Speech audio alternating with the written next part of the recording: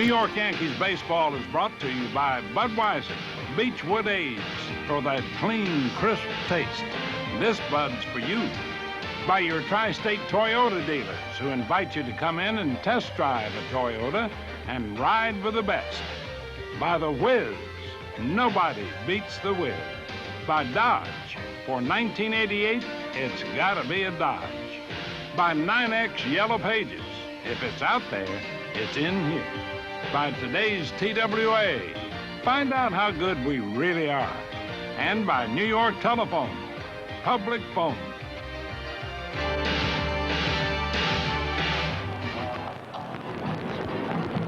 From County Stadium in Milwaukee, Wisconsin, Sports Channel presents New York Yankees baseball. This afternoon, the Yankees versus the Milwaukee Brewers. Hi, everybody, and welcome to County Stadium. I'm Ken Harrelson, along with Bobby Mercer, as the Yankees get set to take on the Brewers in the first of a three-game series on a very cold afternoon.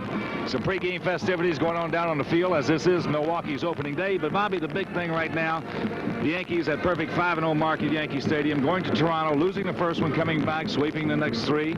All of a sudden now, leading the league, and Jack Clark back in the lineup. Well, Jack Clark is here, ladies and gentlemen, back from Fort Lauderdale, Florida.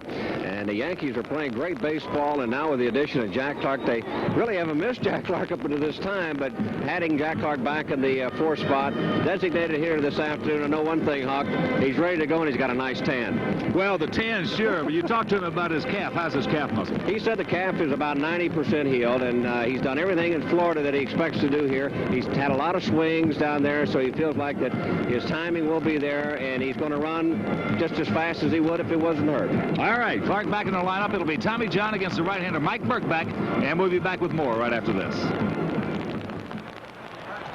the interpreter, what we ask that you be... Run lights here?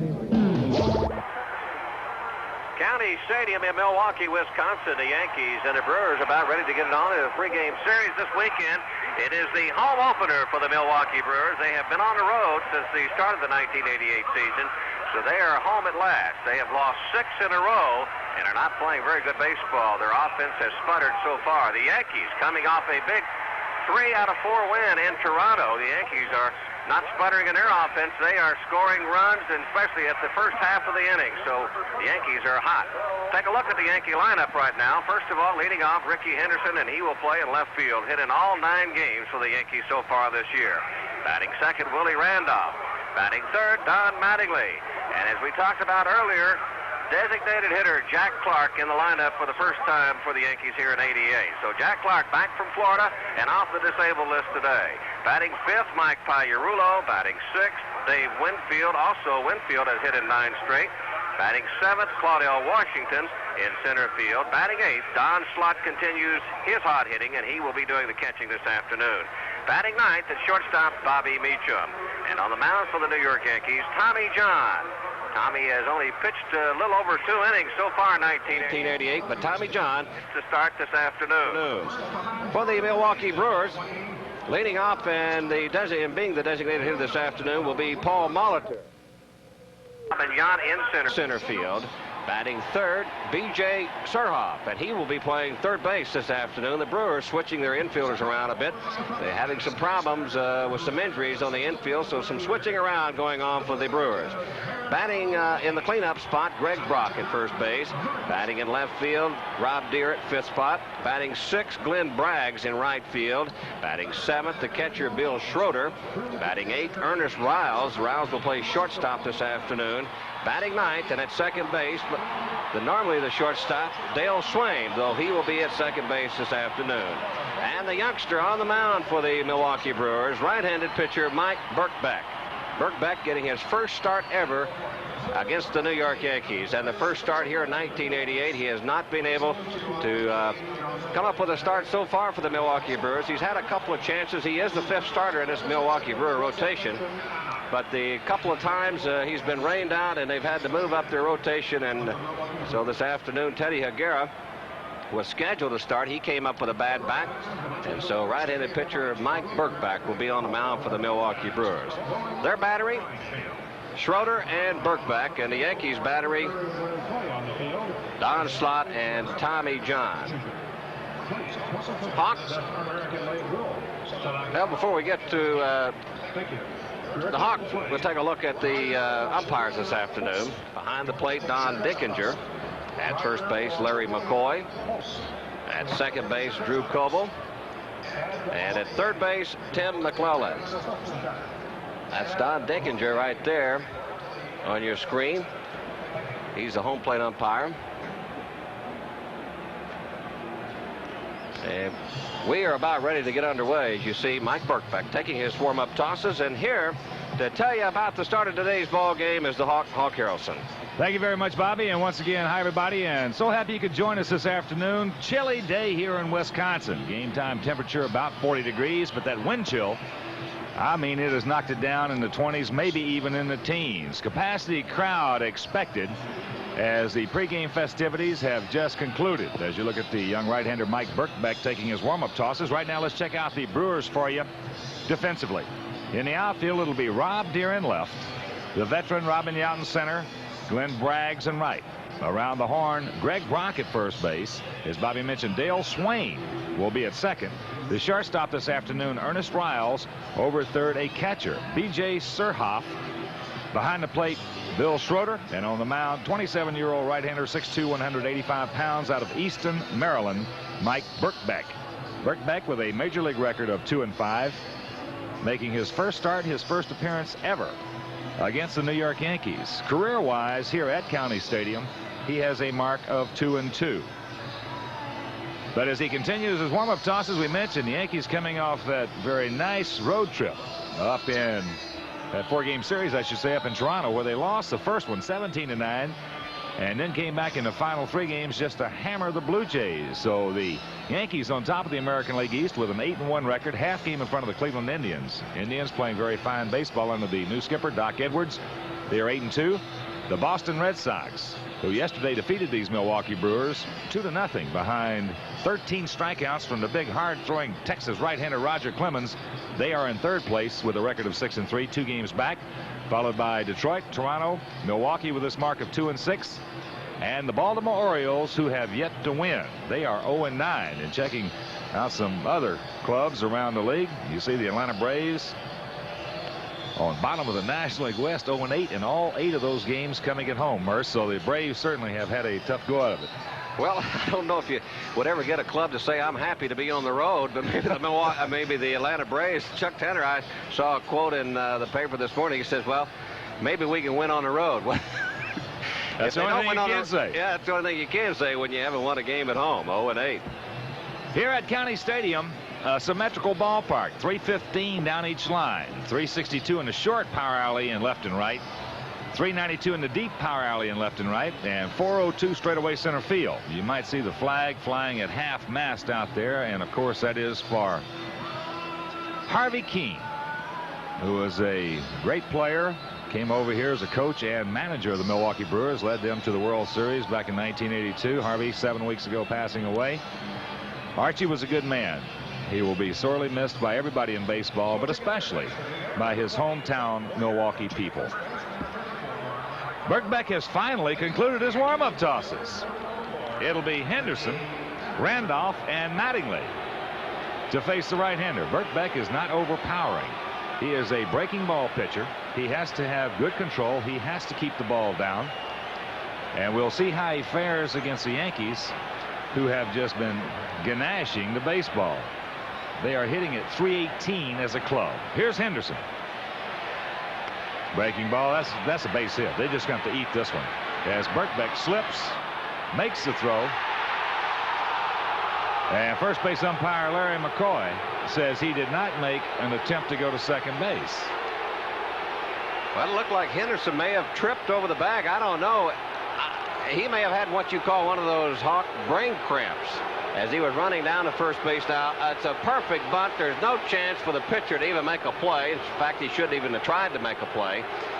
Good play by Brock, pulling the ball down from the air. Now, it looked to me like Henderson was on his way to second base. I think he thought the ball had been overthrown already. Treblehorn is now out to talk to the first base umpire, Larry McCoy, but it looked to me like Henderson thought the ball was somewhere out in right field, and he was on his way to second base. Just take a look at Ricky. Now watch his reactions. If there is a definite move to go to second base, which there was right there, then indeed, by Brock putting it on him, he is out. Larry McCoy says, no, thank you. I did not think he was trying to go to second base. There has to be a definite intent to go to second base. So the Yankees catch a break. The bunt single by Henderson. That extends his hitting streak to 10 games. All 10 games the Yankees have played thus far. Now Birkbeck may have injured himself as he slipped on the third baseline. It's a good way to pull a groin muscle as he went over towards the third baseline, and he slipped, and his feet kind of spread apart. His legs, that is.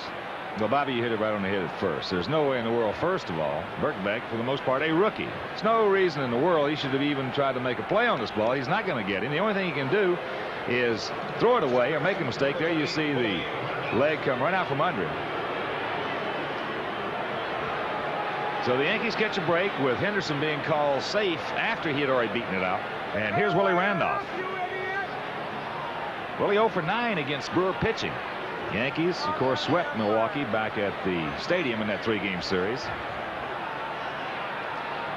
Ricky, 10 stolen bases in 13 attempts. He has a 5 stolen base lead in the American League. Joe Carter of Cleveland second. Well, the Yankees playing smart baseball, taking advantage of the infielders out of position right now. So we mentioned B.J. Surhoff actually getting his first start at third base, and he's the third baseman this afternoon. Henderson tested him right off the bat. Paul Molitor still nursing a very sore shoulder. He cannot play in the field. Of course, it doesn't hurt him to swing the bat. Henderson just a decent lead over. Gantner, the normal second baseman, he's out with a hamstring pull. Steve Kiefer, he's gone home to be with his wife. New birth of a son. Good for him. So they're a little thin on the infield. Very thin. Well, I tell you, you got to start putting catchers back there, especially rookie catchers. Well, BJ at North Carolina, he's an all-around athlete, and actually he played shortstop there, and that's where they decided they want to switch him to catcher. But it is not the same when you haven't been out there in a long time. Or in the big leagues. Look, difference on opening day in County Stadium against the Yankees. 2-0 the count to Randolph. The Yankees played 7 times here in 1987, and they lost 4 of those games. There's the strike, and the count moves to 2-1. I think Willie thought Henderson was going to take off on that pitch. He just took it all away, and it was the second strike on him. First strike, that is. Wind blowing out towards left field. Actually, it's a swirling wind. It has changed directions as Ricky looked like he may have had a little intent on that pitch. But the wind has been swirling here all during batting practice. At times we've seen the flag blow in, blow out to right. Right now it's blowing out to left. And Randolph up on top in the count, 3-1. When I got to the ballpark this morning, the temperature was 36 degrees here at Milwaukee County Stadium. And I'll bet you it's not much more than that right now. I got here about 3 hours early, 3 hours and 15 minutes early, and the fans were just already stacked up outside. They had the tailgaters. That strike catches the outer part of the plate, and the count goes full. Balk. Check it. They call a balk right here, and they're going to wave Henderson on down to second base. Ricky still doesn't know it yet. Well, the first base umpire was talking to somebody else, and he didn't know it either. McClellan and Koval all called the balk, but McCoy at first base was looking and talking to the first base coach or somebody. Now Birkbeck wants to know what the heck is going on. How in the world can you? This is the balk has really plagued the Milwaukee Brewers. It's plagued everybody. Yeah, and Birkbeck, he is really hot right now. McClellan and Birkbeck are after it. Now here comes Trebelhorn. He's doing what he has to do, separate the two. He doesn't want his starting pitcher thrown out of this ball game. And Tom is not happy. He's not happy for 2 reasons. He's lost 6 straight, and the balk has really cost the Milwaukee Brewers, especially against the New York Yankees. See if he comes to a complete stop. Well, he never got all the way down to the belt. But his set position could be a little higher, which would be all right. But the thing is that McClellan said he just didn't stop. You know, that's again. But they are so technical right now. It doesn't make any difference whether you look at Bobby Witt. He tied American League record with 4 balks, and his set position is about halfway between the chest and the belt, and they called it every time on him. Until he went closer to the belt, they kept calling the balk on him, no matter whether he made a complete stop or not.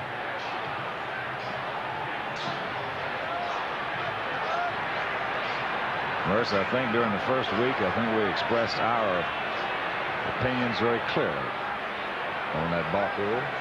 It's a joke. It's a farce. So Henderson is second. 3-2 the count to Randolph. Top of the first inning. No, check that. There was no pitch. So now it's a full count. Getting back to the balk, I think we're getting closer and closer to a further split between the American and the National League. That's hit hard down the left field line. Just foul by about a foot.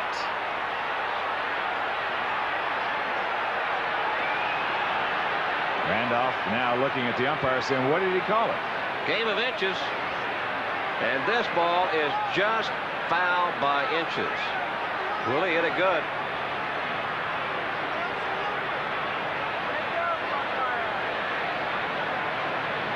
Continue your thought, Bobby, on the split between the American and the National. I think it's mostly this new balk rule, of the instigation of this rule on the balk, furthering the umpires looking at it with coming up with a complete stop and adding the discernible stop word in there. That coming from the National League, it helps more. Would help the National League more than it would the American League, because their league is surrounded by speed. The American League is basically a hitter's league. That breaking ball missed, so Randolph draws a walk. Well, I know the inference that Tony Kubek made on our telecast the other night from Toronto, saying that he had heard that Whitey Herzog had really instigated the thought process on the balk rule to A. Bartlett Giamatti, the president of the National League. It seems to me like that's a little extreme. If in fact it was done for that reason, they made a mistake. As Mattingly steps in, breaking ball misses. And then on the second part of that story, if in fact the American League went along with it, then shame on them. Then it was a compounded mistake. Well, it's something to look at, and it's in a trial period right now, even though it's been implemented in 1988. It's on a 1-year trial period, but you know, the American and the National League obviously are separated because of the designated hitter rule. And Giamatti being the new president of the National League and one of the best managers in the big leagues, Whitey Herzog, coming to him, especially after the World Series, as Tony Kubek said that Bert Blylevel was balking every time he went to every time a man got on base.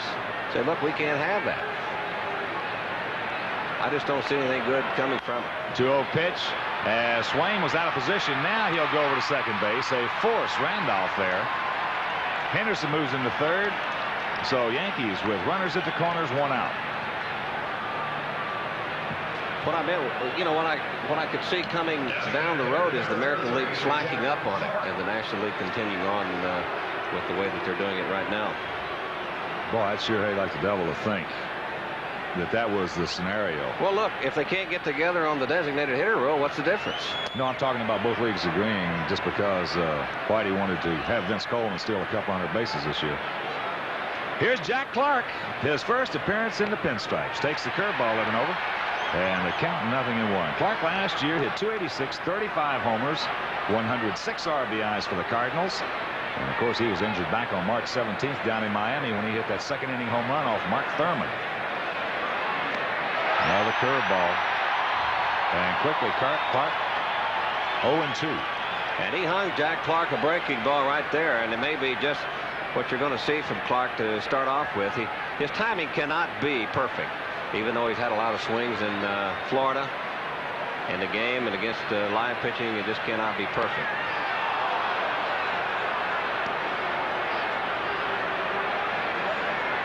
I think it's a big inspiration for the New York Yankees just to have Jack Clark back in that lineup. That's it. On the surface of it, it looks awesome. 2 balls, 2 strikes. The Yankees didn't waste any time up in Toronto scoring runs in the first inning. I mean, they averaged over 3 runs an inning out of the top half of the first inning every game. The Yankees with the best record in baseball. All of a sudden now you put Jack Clark in there.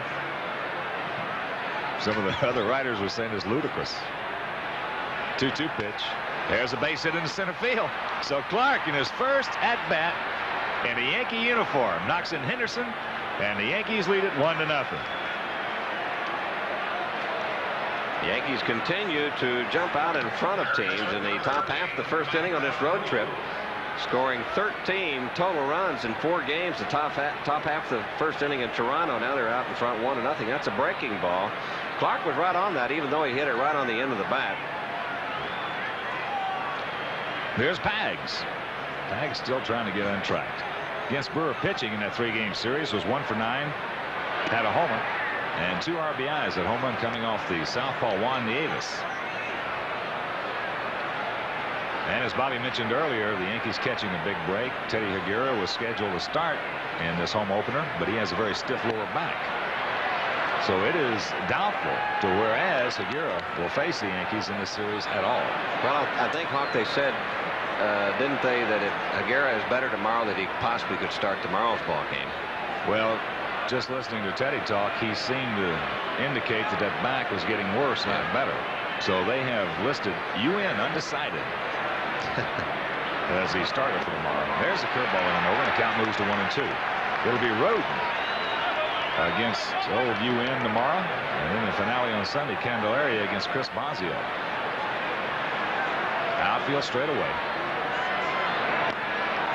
That's off the end of the bat, and the count remains ball and 2 strikes, 1 out here in the top of the first inning. A run on 2 hits, no errors for the Yankees, with Mattingly at second, Clark at first, and I'm sure Clark has received orders from the skipper Billy Martin to just take it a little easy out there in the base paths. Activity down in the Milwaukee bullpen. Southpaw Dave Stapleton. Ground ball right side. Swain knocks it down. He will not have a play. So that'll load him up. Infield hit for Pagliarulo. And there's an indication right there on 2 plays already in this inning on how the injuries have already affected the Milwaukee Brewers on their depth infield wise. Yeah, Jim Gantner or Paul Molitor, either one would have had that ball in the hole. Swaim actually was playing Pagliarulo, looked to me like out of position. He was playing him more up the middle than he was to pull the ball at second base. He was unable to get over towards his left and make that play. That's not going to be good for the pitchers and the Milwaukee Brewers with that infield moved around like it is. Here's Dave Winfield, 9-game hitting streak, hitting .500 on the season, 3 homers, and leading the league with 16 RBIs. Curveball high. Well, what'll happen when you take a guy like Swain, who is a shortstop, you move him to second base, and you get the double play situation in order. Consciously, he's going to cheat that way. He's trying to protect himself in case there is a double play ball hit, so he can get there and make the turnover. He played second base 3 times last year for the Brewers. 2 balls, no strikes. Birkbeck getting himself in a whole bunch of trouble right here with Winfield. What happened up in Toronto when the Yankees and the Blue Jays too gave each ball club 4 outs in an inning. There's a strike. We mentioned Birkbeck certainly not overpowering.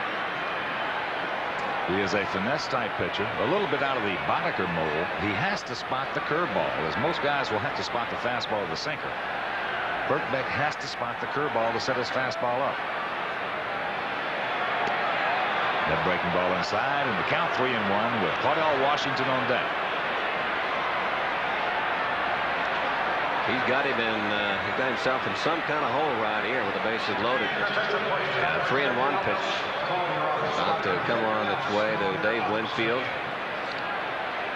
This is a hitter's delight right here. Yes, sir. This is what you try to maneuver and finagle yourself around in that count to get to, especially with the men on the base paths. 3-1. You got 2 good pitches to take a look at. Oh, wow. Mercy. What a rip by Winfield. Full count. I figured if Big Dave didn't make contact with that ball and he happened to miss the 3-1 pitch, he'd screw himself into the ground at home plate. He'd be swinging so hard. If he'd have thrown him a straight change, he certainly would have. He'd have broken his back. Well, he could have undone a whole case of Chardonnay.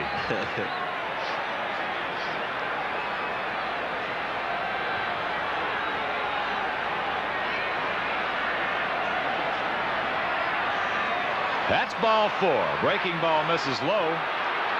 Mattingly will score, and the Yankees lead it 2-0. RBI number 17 for David. Well, you can see the confidence that this youngster has at his breaking ball, and I'm not sure how sharp his breaking ball can be because he hasn't pitched so far in 1988. And he throws a 3-2 breaking ball to Dave Winfield to walk a runner home. That's a lot of confidence early in the season. As I mentioned, that's his pitch. If he can't throw that at any time, that's actually his number 1 pitch. You might as well put down number 1 if you're the catcher, as Washington steps in, takes a fastball, and a count 0-1. Claudel hitting at .267 on the season. No homers, 3 RBIs. Outfield spread out just a shade. The out straight away in center. Clark at third. Ball bounces away from Schroeder. And the count 1-1. Not a seat to be had at County Stadium.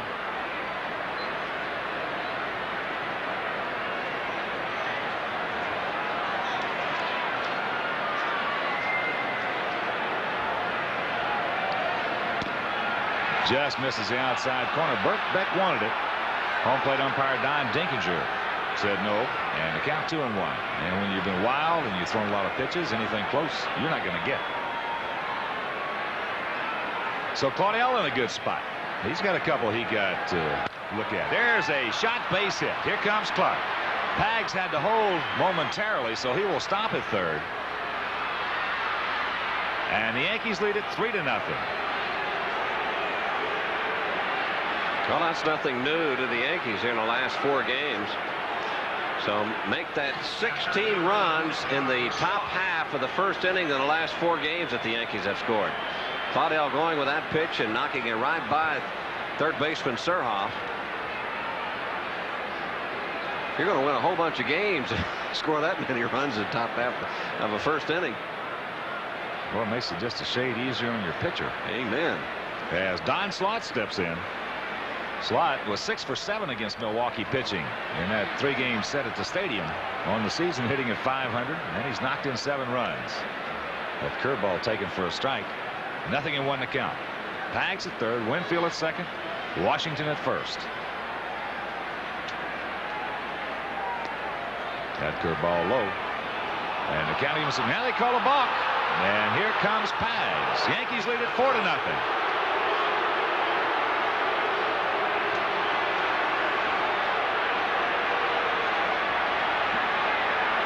2 balks called on the right-hander Mike Birkbeck here in the top of the first inning.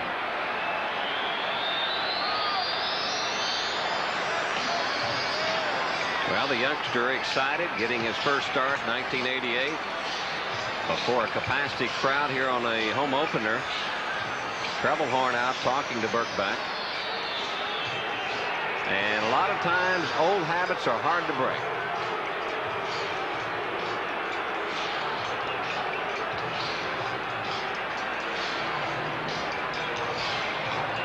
Well, again, it is certainly not the umpire's fault. And we have never one time insinuated that it was. They are paid, hired employees, as you take another look at it right here. They're only doing what they're being told to do, which if a rule is mandated to them, they have to try to implement it. So Treblehorn has a little chat with Birkbeck, now another chat with Don Dinkinger, the crew chief. I don't think it's the same tone of chatter with Birkbeck or Dinkinger that he had with Birkbeck. And I think Dinkinger is really relaying the same thing you're just talking about. What can I do? He's balking. We see it. We're calling it. That's right. It's not the umpire's fault. That's basically what Don is telling Treblehorn. I'll tell you, I like this skipper here, this manager. Did an outstanding job last year in his first season in the Brewer uniform. Players just absolutely respect the devil out of him. Well, the players and Plus they like him. Yeah, they do like him, and he relates well to the players, as you said. But Milwaukee, you haven't heard the last of them. They're just in a semi-slump right now. When they get things together, they'll be back in there. So there was no pitch. The count 0-1. Now the Brewers bring their infield in. 4-0. Yankees on top with Winfield at third. Washington at second. And just one out here in the top of the first inning.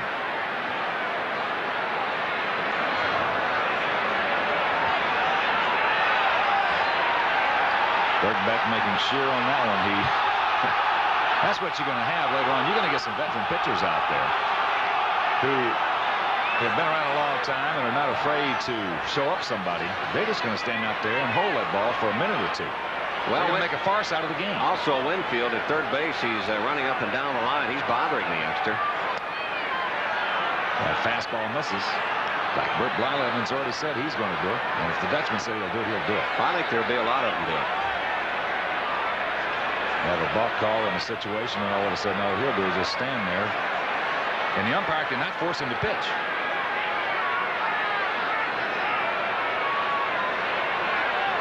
One and one to count to Slot. There's the bunt. Winfield will score. They go to first base. They get Slot. It's a 5-0 lead. RBI number 8 for Don Slot.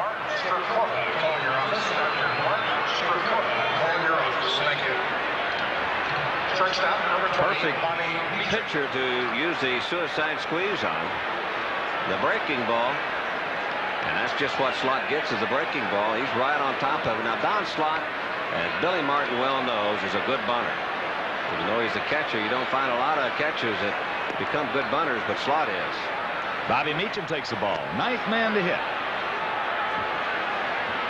Meach hitting .313 on the season. Washington at third.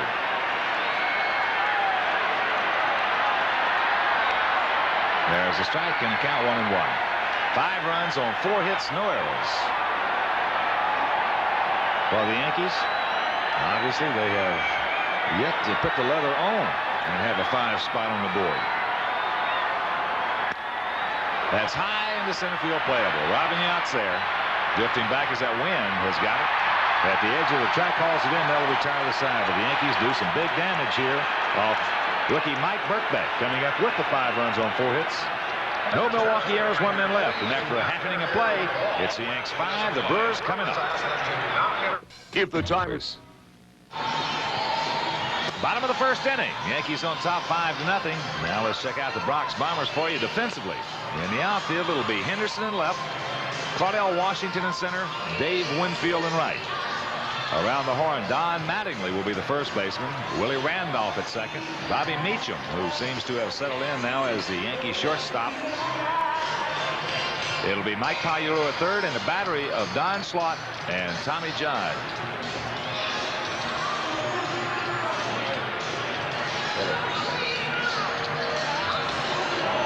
There's the pitcher, 44-year-old southpaw Tommy John, making his second start of the season, his second against the Milwaukee Brewers. He started back on the 10th of this month at the stadium, didn't fare too well, went just an inning and 2/3, gave up 4 runs on 7 hits, but the Yankees came back, and in that ball game they won it 7-6 with some very fine relief pitching from Charles Hudson, Tim Stoddard, and Cecilio Guante.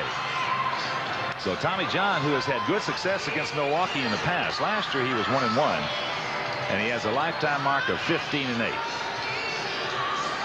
And one of our very dear friends, the owner of the Chicago White Sox, and also the very exciting Chicago Bulls, Jerry Reinsdorf, and also the owner of the Milwaukee Brewers, Bud Selig, stopped by to say hello. It's always nice to see a couple of good friends and good owners like that, Bob. You bet. The Chicago Bulls and Michael Jordan, I tell you, what an exciting. You know, we were talking about that this morning. morning. His pockets look a little bit lighter, too, by the way. How about Charles Oakley? Jordan for $28 million, Oakley for $6 million. He's dead gum right. He's walking around, not a whole bunch to hold him down. But you know what very quickly what the Michael Jordan has done for the Chicago Bulls situation in Chicago, living there and working with the White Sox. It used to be the basketball courts, you'd never see anybody on too much. Now, every basketball court is full because of Michael Jordan. He's been a renaissance of basketball there. But right here, you can see Billy Martin out to talk to home plate umpire Don Dinkinger. As Tommy John took a little slip, what he went to do was say, look, this is not a thing. I just want to go out for a medical checkup on him. He doesn't want it to be a timeout there. Yankees coming up with 5 runs in the top half of this inning on just 4 hits. Off right-hander Mike Birkbeck. Strange inning. Whenever you get the balk call like it has been, there were 2 calls. This more or less takes the fun out of the situation. Meanwhile, the Yankees overall, though, by far have been the beneficiaries of the balk calls rather than being on the other side of them. Especially against Milwaukee.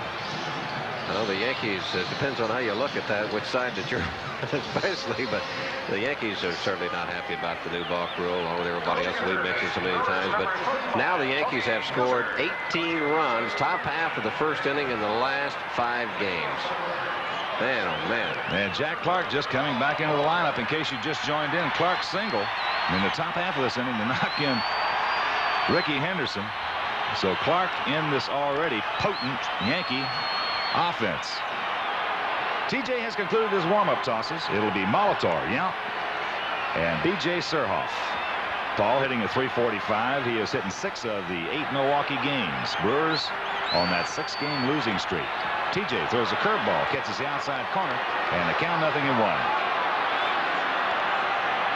Molitor, 31-year-old veteran with that sore shoulder, pops this one up into center field. Up in that wind, as we mentioned, is blowing out towards left. Caudell's there, and it's out number 1.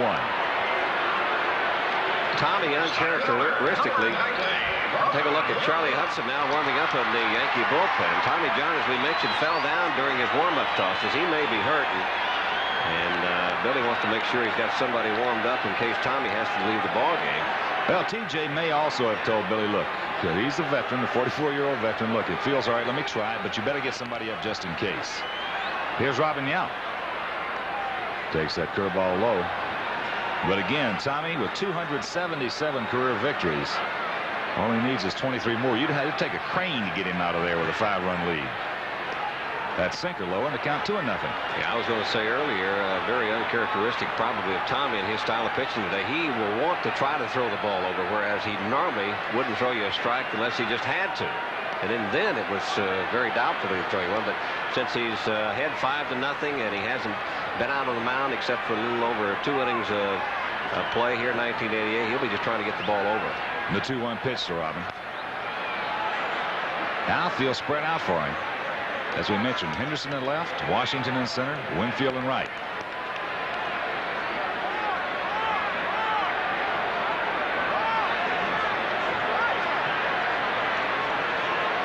Robin, the 2 home runs he has hit thus far, both coming in against the Yankees in that 3-game set at the stadium. Tried to backdoor him right there with a curveball, missed, and the count goes full. 15-year veteran.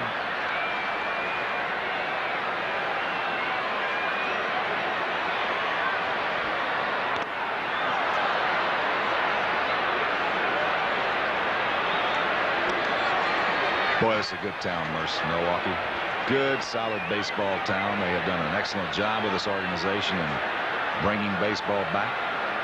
Of course, culminated in 1982 with Harvey's Wall Bangers.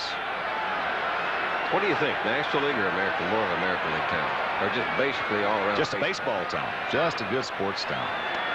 That's ball 4. So TJ, very uncharacteristically, walks the man. And with 1 out, Yount at first, that'll bring up the catcher, B.J. Surhoff. Check that, third baseman. B.J., of course, normally the catcher, having to play at third base because of the injury situation to the Brewers. He started 6 games this year. He's hitting 5 of them, hitting .280 on the season. Pags and on the grass at third. There's the sinker strike. 0-1 the count. Now the fans want to call Tommy John.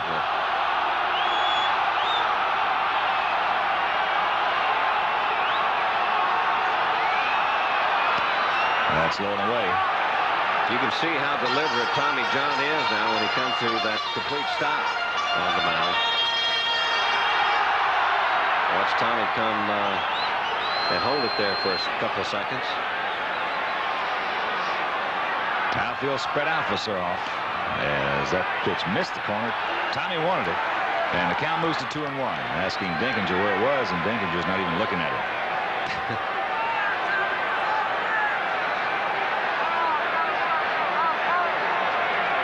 The Yankees on the second leg of this 3-city road trip. 10 games. The 4 in Toronto, 3 here, and then they'll move on up to Minnesota for 3. 2-2 the count.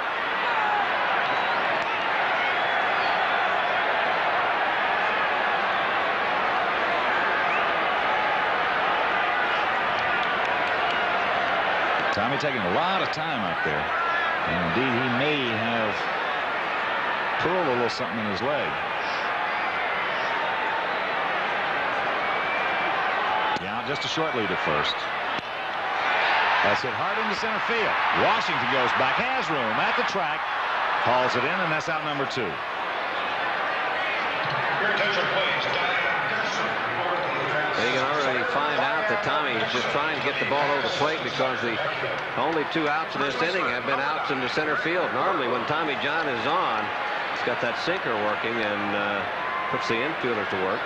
Well, you brought up the key earlier, though, is the fact that he doesn't have to try to be quite as fine right now. He can go ahead and get the ball maybe a couple of more inches. And until somebody starts hurting him a little bit, then he'll start going back down that ladder with him. Here's the first baseman, Greg Brock. Brock hitting at 250. He has only 1 extra base hit thus far. That was a double.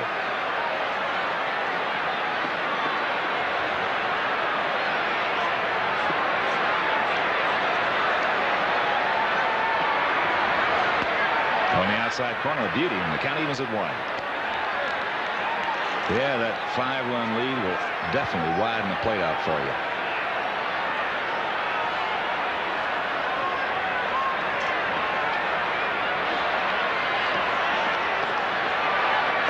Curveball misses inside.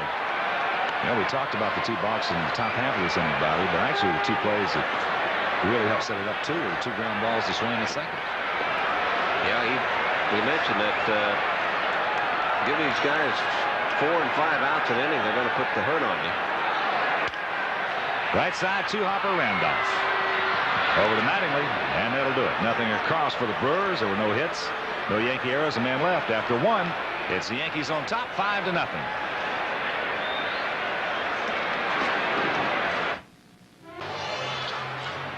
Top of the second inning. And along with Bobby Mercer, this is Ken Harrelson from County Stadium in Milwaukee, Wisconsin, where the Brewers are enjoying their opening day. The fans, at least, but not the score, as the Yankees on top with those 5 big ones last inning.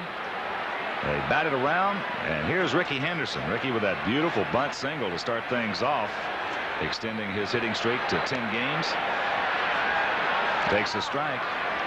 And Merce just looking around the league departmental leaders. He is everywhere. Henderson, 3rd in batting average. He is tied for 4th in home runs. On the outside corner, nothing in 2. He's 3rd in RBIs.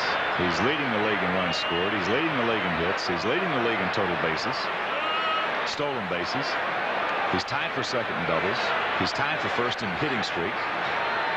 Oh, no, he's 2nd in slugging percentage. I wish I could add something to that, but I can't. Well, there's 16 categories they got listed on the sheet, and he's in 11 of them, and leading most of them. And I think it's indicative of the way the Yankees have been playing. Henderson igniting the Yankees, especially the first inning.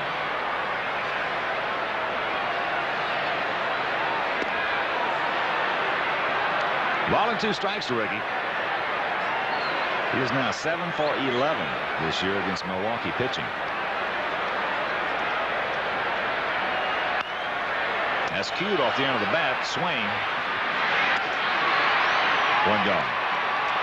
We were talking about Clark to make room for Jack Clark.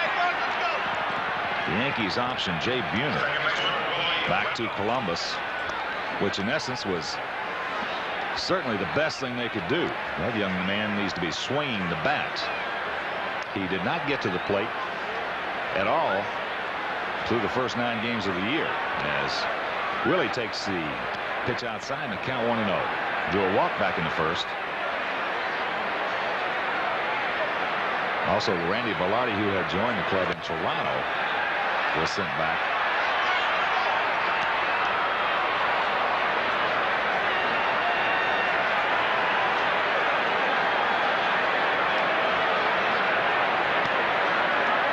You just hate like the devil to see an outstanding young prospect like Buhner have to sit on the bench and do nothing.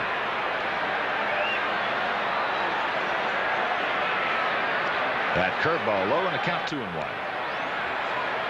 Surhoff, even with the bag at third base. The out shaded towards left. Braggs very short and right. Up high in the count 3-1. With Mattingly on deck and Jack Clark in the hole.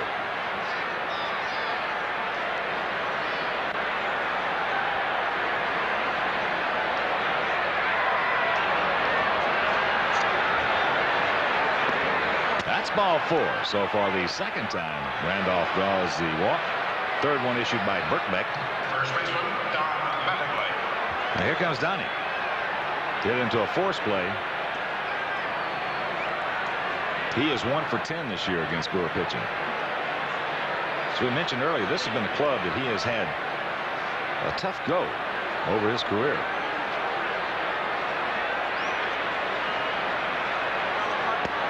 Takes it low. Like Mattingly hitting just .274 against Brewer pitching. That's pretty good for somebody else, but bad for Mattingly. Oh, I'd have taken it in Easter Sunday, man. Kidding me? Missed the outside corner. 2-0 the count.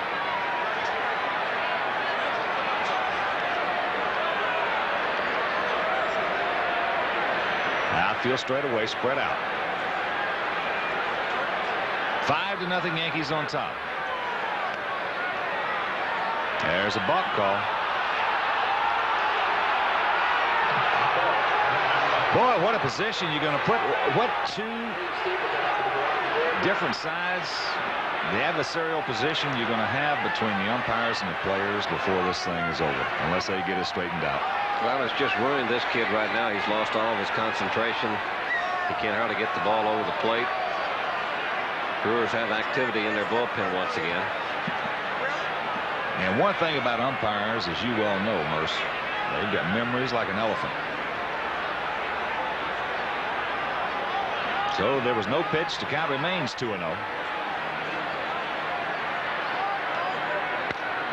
That's hit it into right center field. Deep. Braggs on his horse. He won't get there. One hop off the fence. Here comes Randolph. He'll score. Mattingly in the second. And the Yankees on top 6-0.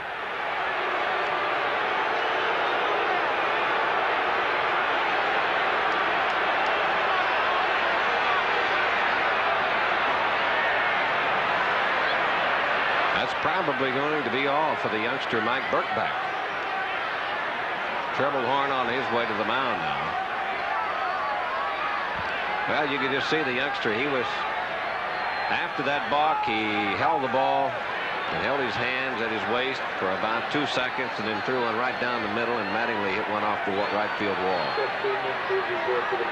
He has to change his whole style of pitching. And the youngster didn't last very long here at County Stadium on the opening day game. Opening day series, that is, here in 1988 for Milwaukee. We're going to have a pitching change as left-hander Dave Stapleton will come into this ball game. And you can see Travelhorn and Birkbeck now talking. They're talking over the balk. And Birkbeck is actually trying to explain to Travelhorn what in the world he thought he was doing. Of course, the umpires thought he wasn't making a complete stop. They called a total of 3 balks on the youngster. And the Yankees lead 6-0. Well, that's the asininity of this rule. You don't try to implement it at the major league level. What you do, if you're going to do something like that, you put it in at the minor league level, try it out for a year if you want to go that way. and see how it works. You just don't come off the wall with something like this, and you get guys out there who, as we mentioned before, have been working and plying their craft for many years out on that mound. All of a sudden, you're going to make them change. It's just not the correct. It's just not the correct thing to do at the major league level. I think now, just after a week and a half, so to speak, of the baseball season, they wish they'd have gone that route. Well, while we have some time, I'd like to tell you tonight at 7:30, it's a Mets-Nets double play. And when Davey Johnson's crew battled their Eastern Division foes, the St. Louis Cardinals, at 7:30 on Sports Channel. And the Nets square off with Air Jordan and the Chicago Bulls at 7:30 on Sports Channel Plus. It's live Mets and Nets action tonight at 7:30 on Sports Channel and Sports Channel Plus. Sports Channel Plus is not available in all areas. Left-hander Dave Stapleton will take over, and he will be facing right-handed hitter Jack Clark with Mattingly down at second base. There's one down here in the top half of the second inning. Yankees out in front 6-0.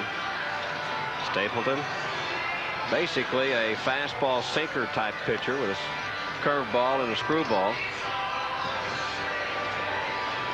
And the youngster Mike Birkbeck finally getting his shot to pitch in 1988 after being passed over a couple times on his fifth spot start. It just didn't work out for him. He won't be going down his next time and working in the bullpen on his curveball. He'll be going down working on his balk.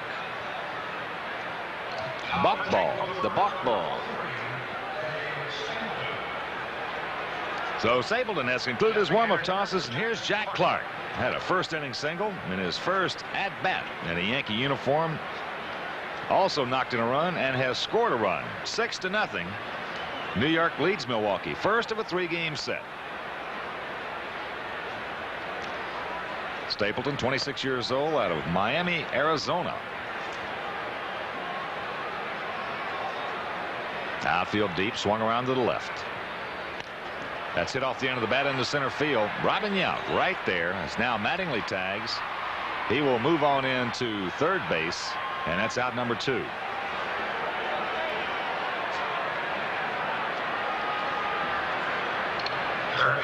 Here's the third baseman, Mike Pagliarulo. Pags had an infield single back in the first inning. Also scored a run.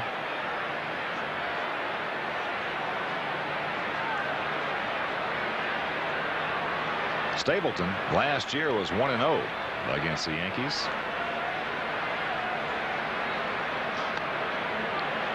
Pags takes the ball on the count, 1-0.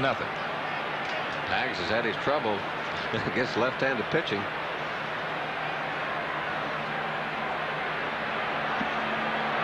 That change. Pags way out in front. Evens the count up with a ball and a strike. If you go back, and Pags with that new batting stance against left-handed pitching, his only 2 home runs have come off from left-handed pitchers. That's ripped foul over by the photographer's well. First base side, and the count moves to 1-2. Mattingly at third. 2 out, top of the second.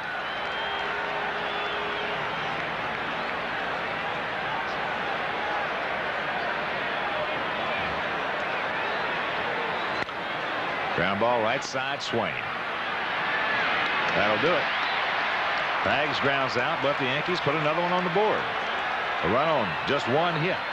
No errors, a man left after an inning and a half. 6-0 New York. Founders. Southpaw Tommy John taking his warm-up tosses here in the bottom of the second inning. Yankees lead it 6-0. While we have a few moments, let's check some other records of some other clubs. Most of the Yankee fans, all Yankee fans know where they stand. In the American League West, Oakland and Kansas City on top with identical 6-3 marks, followed by California 4-4, Seattle 4-5, then the Texas Rangers, Minnesota Twins, and Chicago White Sox all at 3-5. Oh, in the National League East, the Pittsburgh Pirates on top by a game over the Mets and the Cubs. St. Louis 3 games back, and also with Philadelphia with records of 3-5. Then the Expos off to a bit of a slow start at 2-6. And the National League West, the Houston Astros 7-1 lead the Dodgers by a game and a half, followed by San Francisco, Cincinnati, San Diego, and the winless Atlanta Braves, they are 0-8. As we mentioned, all 8 of those games coming at Fulton County Stadium in Georgia. For the Brewers here in the second, it'll be Deere, Braggs, and Schroeder. Rob Deere hitting at 171, 3 homers, 6 RBIs. And his 35 at-bats, he has 12 strikeouts. Big curveball, big swing, 0-1. Brewers trying to break a 6-game losing streak.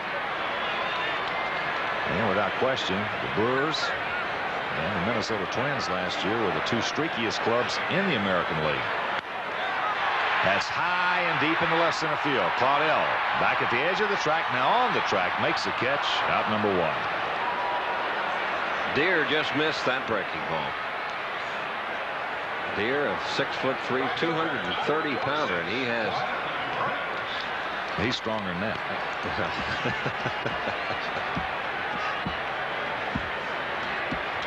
Here's another strong one. Lynn Braggs, 25-year-old youngster, 233, no homers, 4 RBIs.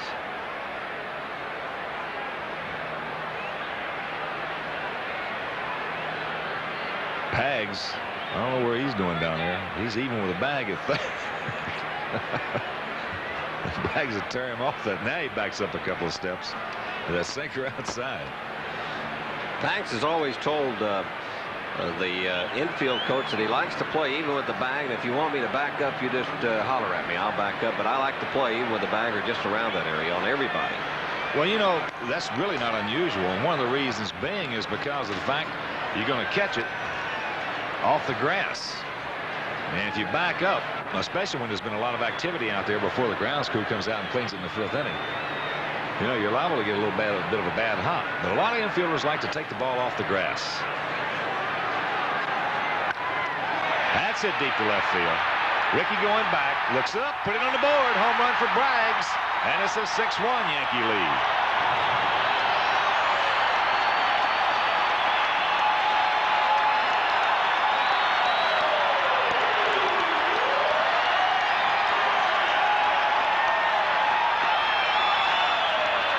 No doubt about that swing and that ball leaving the yard.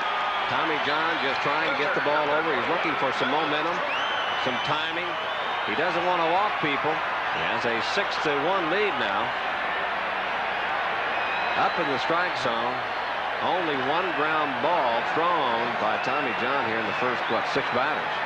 Here's a catcher. Bill Schroeder takes a curveball outside. It was a slider that Tommy was trying to get in on Braggs and left it out over the plate.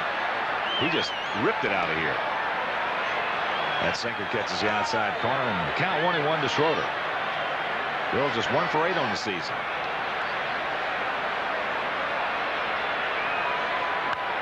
Curveball, shot left side. Pags off his glove, and Schroeder aboard. That'll be an error for Pagliarulo, his 2nd of the season. Might have caught it off the edge of the grass where the grass and the dirt meet. Looked like that's what happened and just hopped up on him a bit. A lot of times early in the season where the grass and the dirt portion is, it's not quite level yet where they've formed that new sod on the infield.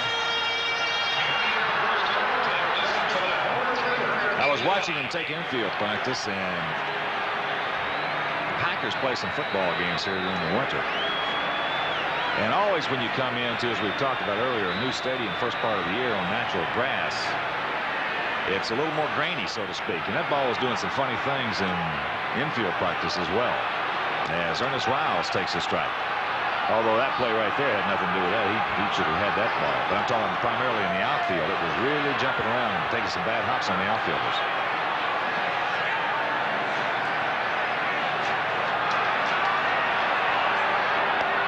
That's low and away. Count evens at 1. The ball is striking out here in the bottom of the second. 6-5-1 for the Yankees. 1-1-0 for the Brewers.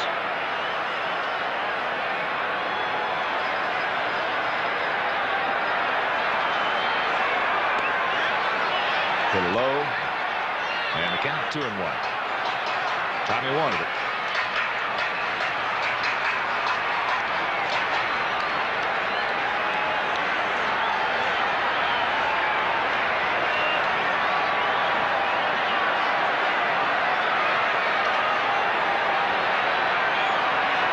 Outfield straight away. There's the strike. And the count evens at 2. Dennis Riles out of Bainbridge, Georgia, hitting .348 on the season as you look at right-hander Charles Hudson for the second time starting to loosen up for the Yankees.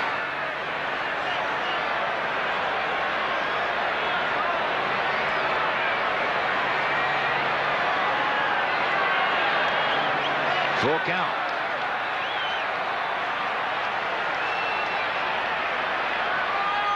Another thing that could work in not Tommy's favor is the fact that it's cold. It's in the high 30s here at County Stadium, and Tommy John, being a sinker ball type pitcher, having to have a true grip on the baseball. If his hands get cold, he won't have he won't have that concentration or that feel of the baseball that Tommy John needs to be effective. And make no mistake about it, it is cold here. Full count. Left side, Meacham. Randolph, rack him up. Double play, 6-4-3. That's the third double play of the year turned by the Yankees. That'll do it for the Brewers here in the second. And after 2, 6-1 New York.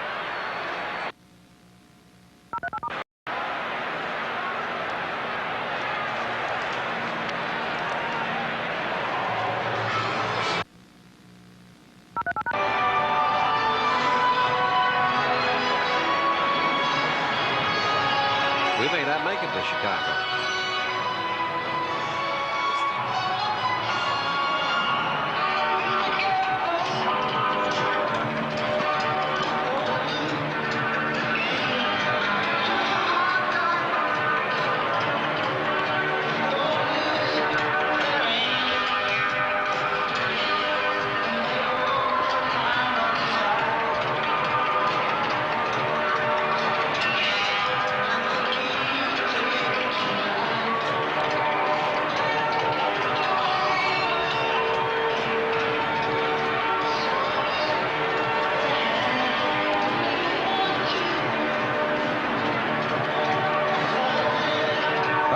Take another look at the double play. Only the third one of the season.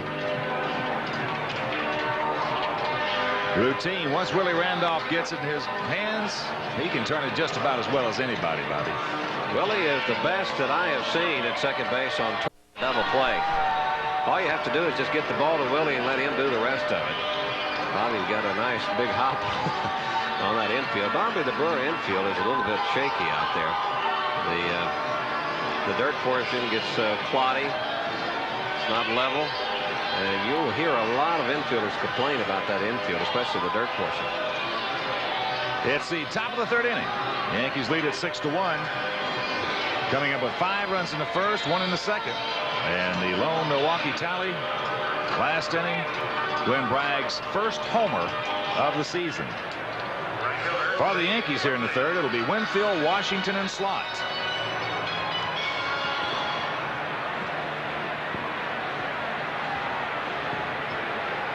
David check that.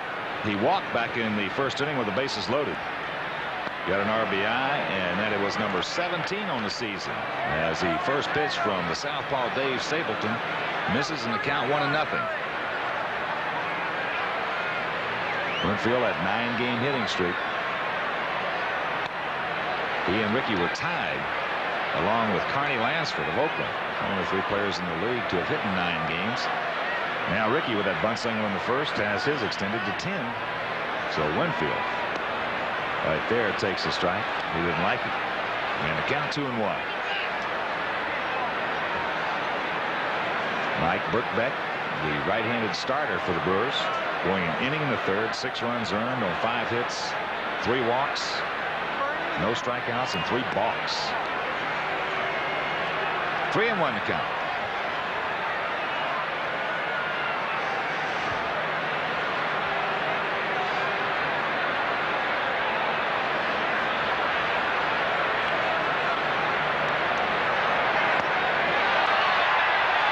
Turned it over on him. Counts full to Winfield. That's a lack of concentration on Winfield's part, because when you have the pitcher 3-1, especially a left-handed pitcher like that, you need to zone in a certain area and look for a certain pitch. And Stapleton threw him a breaking ball and was way out of the strike zone. Comes back with the fastball out of play right side. Cali Main's full. It's what I call taking the advantage, or taking the percentages and putting the percentages in your favor. And over a course of 162 games and 500 or 600 at-bats, you're going to end up on top most of the time. Left side chopper. B.J. Surhoff, the catcher. Long peg in time. And that's out number 1. Well, that's the secret to hitting. Secret to hitting being one thing. Getting strikes to hit, getting good pitches to hit, getting on top in the count. It's a heck of a lot easier to hit 2-0-3-1, which good hitters do, versus 0-2-1-2. Here's Claudell Washington. Claudell had an RBI single, a bases loaded single, and knocked in 1 run back in the first inning. Now has 4 ribbies on the season. Takes a strike on the inside corner.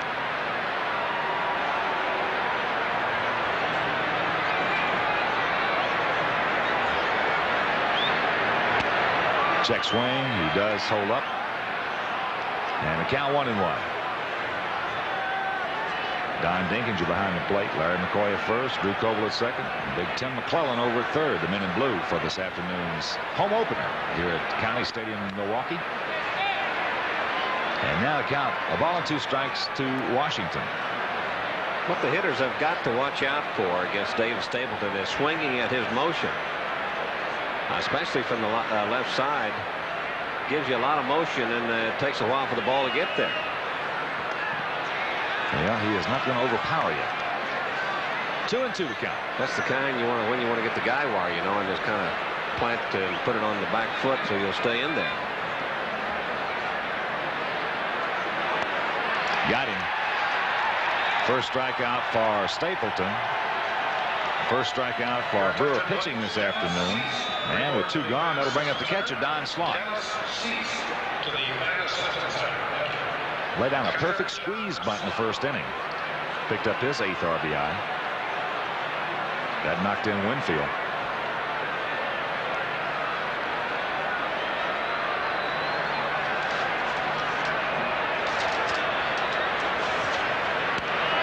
Takes a sinker, strike. So Slaught, who has played in this just his 7th game, with those 8 RBIs. And there was a department last year that the Yankees sorely were lacking in production, run production, from the catching department.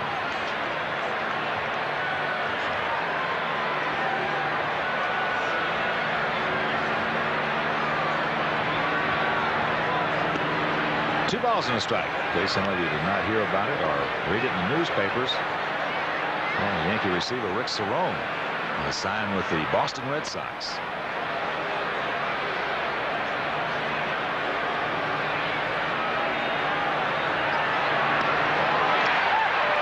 Pull the string on him a little bit there. Slaught out in front, and the count evens at 2. 2 balls, 2 strikes, 2 out. Top of the 3rd. Speaking of the both Sox, Clemens yesterday shut out these Brewers 2-0. He struck out 13 in that ball game. But between Hurst, Clemens, and Boyd, they are 5-0 as starters. Full count. Well, if those guys are healthy, I think they're the most effective 3 starters in the American League. Certainly with Clemens, as we've talked about, in my opinion, the best pitcher in baseball.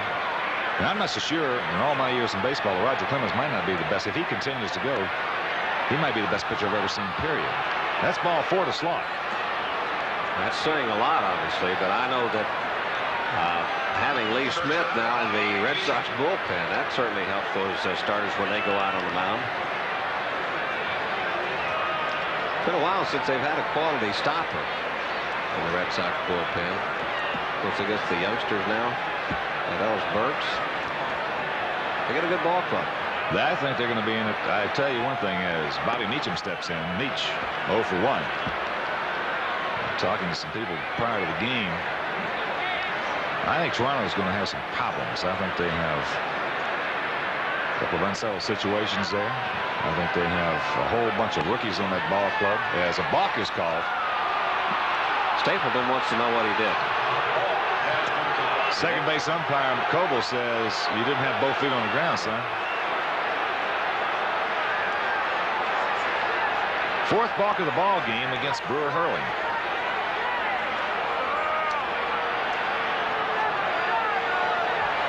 Well, what the rule actually states right now, if you take a look at treble horn, is that you must come to a complete and discernible stop around the belt area with both hands on the baseball and both feet on the mound. They say he raised his foot before he came to a stop. By the guidelines of the way they've been calling it, I could see how that one could have been called a balk. Count still 1-0 to Meacham. Outside 2-0. But getting back to the Blue Jays, it's hard to, in this division here, it's hard to win when you got 4 rookies on your ball club. And 2 of them, actually 3 of them, counting the part-time catcher, Pat Borders. That's on the outside corner. It's hard to win when you're going to have up the middle like that a center fielder or second baseman and a catcher who's going to be playing half the time for you. I think it's going to be between the Yankees and the Red Sox. I think the Red Sox are legitimate. 3-1 to count. Well, the Blue Jays were awfully flat in that 4-game series against the New York Yankees. Fernandez, I saw him make a couple of errors at shortstop. You just don't hardly see him make errors, especially at Exhibition Stadium on that natural surface. Well, Bobby, as we mentioned, he's just not moving the way he has in the past. That's hit hard in the left field. Rob Deere right there. Hauls it in, and that'll retire the side. Nothing across for the Yankees here in the third. No hits, no errors, a man left after 2.5. 6-1 New York.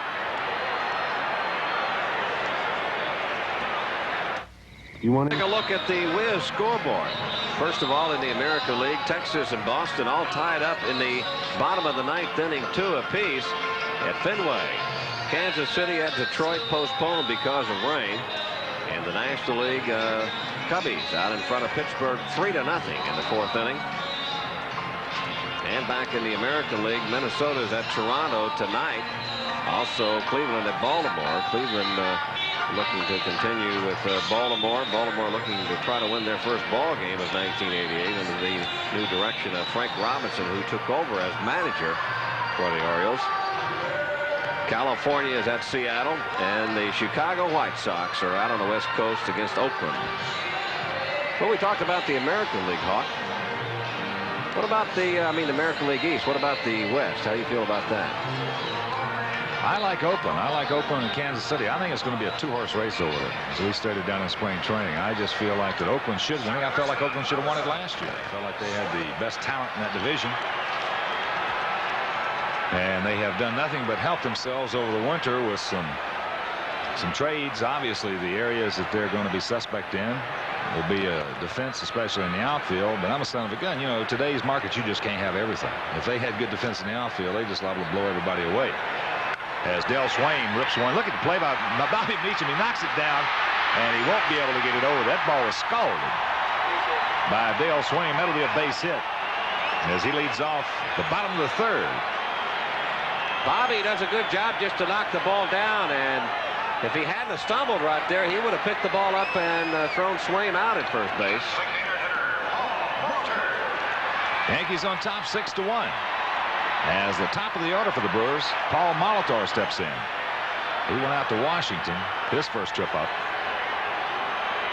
But looking over there in the West, it's Kansas City, good solid club. I don't see any of the other 5 teams over there even making a run at them, but those 2, Oakland and Kansas City. Who would be your pick over there? Well, I got to go along with you. Kansas City and Oakland. Texas has gone backwards the last couple of years. Isn't that amazing? It is amazing. I thought they had all those young kids. They were coming on. They had a year or so under their belt, and it looked like that they were really going to break out of it. And all of a sudden, they did a 80-degree turnaround. Well, that's one thing about this game. The more you're in it, as that ball's beat right back through the middle. Base hit for Molitor, so the Brewers come running at Tommy John here in the 3rd inning. Leadoff singles by Swain and Molitor. And that'll bring up the center fielder, Robin Yount. Well, the Yankees have activity in their bullpen.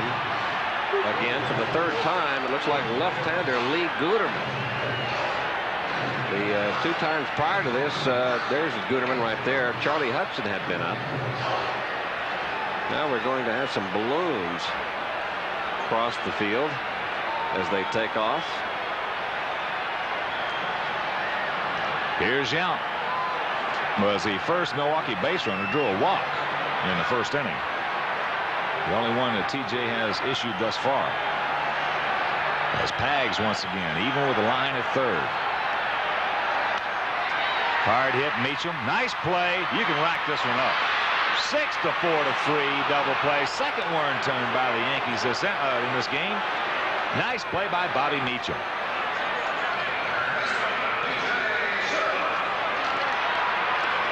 Nice play by Willie Randolph. Right on top of Willie is the runner as he knocks him down, Molitor. But Willie somehow gets rid of that ball. I mean, he has lightning fast hands. So far, the last 2 innings, the Yankees have turned the twin killing. That'll put Swaim at third. And here's the third baseman, B.J. Surhoff. Ball rocked by Robin Yount. Surhoff takes the strike. Tommy doesn't care how hard they hit him as long as it's the atom ball.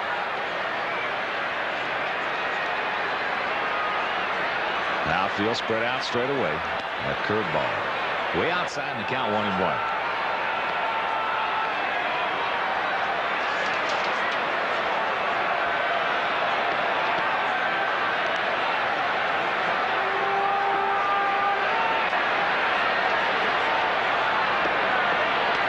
Two balls and a strike.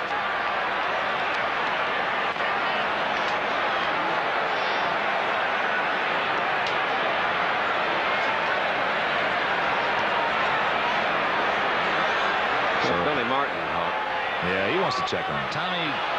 Tommy's been taking an awful lot of time out there, plus the fact that, in case you just tuned in, when he was taking his warm-up tosses, he tripped out there and fell. That's something that we wouldn't know about up here right now, but there's no doubt that Billy Martin is concerned about possibly Tommy John, who may have injured himself. As Hawk said, he fell down when he was taking his warm-up tosses, and ever since then, Billy has had a close eye on Tommy. And in fact, the Yankees have had 3 prior times people up in their bullpen. And Tommy, if he can, he will talk Billy Martin out of taking him out of this ballgame. He said, no. And Tommy can talk, believe me. I was just getting ready to say, Bobby, there's 24 years of Major League experience out there trying to talk a manager into leaving him in. You bet. If anybody can do it, Tommy can. Oh, he's got all the right lines. Yep. So he has convinced the skipper that he is okay. And the count 2 balls and a strike to Surhoff. Started to mention Surhoff, born in the Bronx. That's top right side. Tommy backs up. He'll make the play over to Mattingly. And that'll retire the side. So the Brewers get something going here and cannot dim home plate. Nothing across, couple of hits. No errors. 1 man left after 3. 6-1 Yankees. If you're looking for a great lease on an import, check out the Buyer's Day celebration at all 24 Wiz stores. It's the top of the 4th inning. And along with Bobby Mercer, this is Ken Harrelson from County Stadium in Milwaukee, Wisconsin. Opening day for the Brewers here at home. Yankees on top 6-1. Henderson lead it off. And to tell you about it, here's Bobby.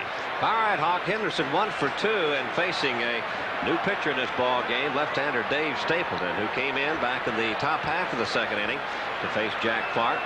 Right-hander Mike Birkbeck started for the Brewers, and he's out of the ball game, only lasting 1 1/3 innings. And the Yankees are out in front of the Brewers 6-0. Ricky Henderson led this game off in the top half of the 1st inning with a beautiful bunt down the 3rd baseline. Swing and a miss. And strike 2. 1-2 now on Henderson. And then the Yankees went on to post 5 runs in the top half of the 1st. 1 ball, 2 strikes to Ricky Henderson. It'll be Henderson, Randolph, and Mattingly due up here in the top of the 4th. Line, but right at third baseman Surhoff.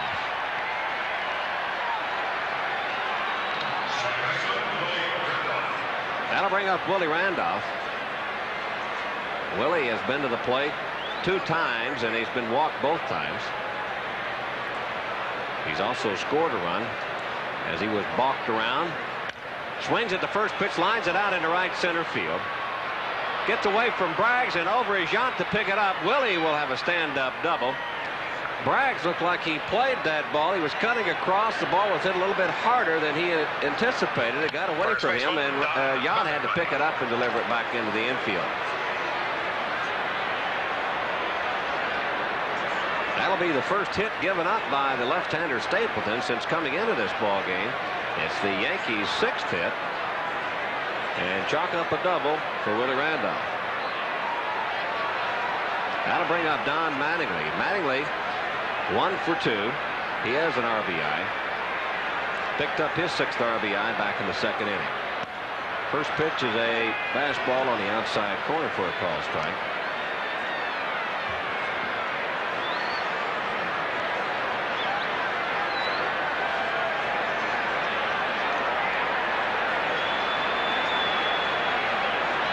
That is a complete stop. That's outside for a ball, 1-1.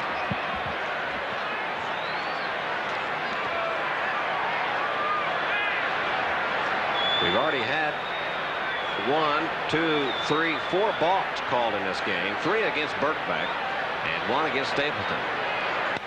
Line sharply, but just foul, says Larry McCoy down at first base. And the count will go to 1-2 as Stapleton hung a breaking pitch in on the inside corner on Mattingly. The Yankees just keep coming at these opposing ball clubs. With their 5 runs that they scored in the top half of the first inning, over the last 5 games, 18 runs the Yankees have scored, top half of the first inning. They lead the Brewers here 6-1. High fastball, that'll leave the count up at 2-2.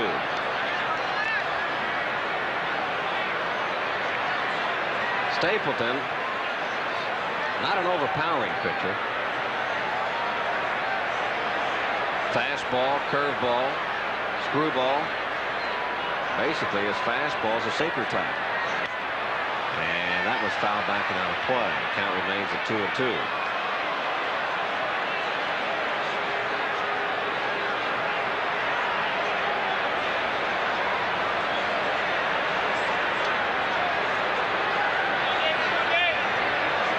Don Mattingly only had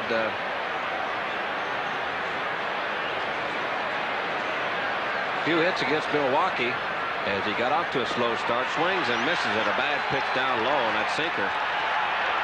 So Mattingly strikes out, and there's 2 down as Jack Clark strolls to the plate.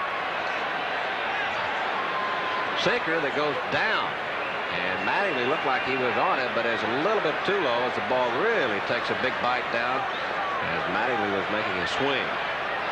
Second strikeout for Stapleton. Jack Clark, first time up, first time in a Yankee uniform for 1988. Stroked the single to center field. Picked up his first RBI. That pitch is outside for a ball. He is 1 for 2 in the ball game. Hit a high fly ball his second time up to center field.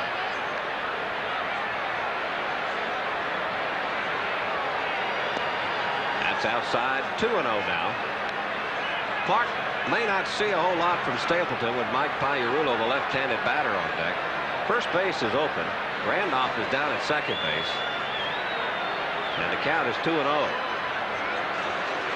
Well, they're not even going to take any chances now. They're just going to put Clark on and pitch to the lefty, Mike Pagliarulo.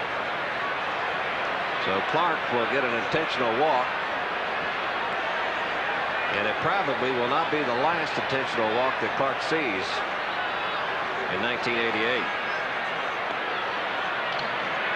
They'll put runners at first and second for the Yankees. And Mike Pagliarulo steps in. Tagged 1 for 2. An infield hit back in the first inning. Then he grounded out to the second baseman Swain in the second inning.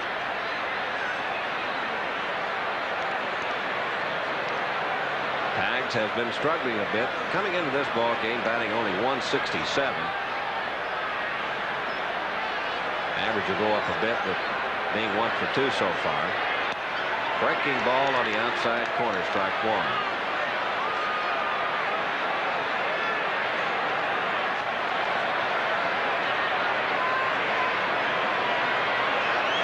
Yankees out in front of the Brewers, 6-1. There you see the runners leading off. First base is Clark. Second base is Randolph. 0-1 pitch is lined right at first baseman Brock as he makes a good stab of that liner. And that will do it all for the Yankees here in the top half of the fourth inning. No runs on one base hit.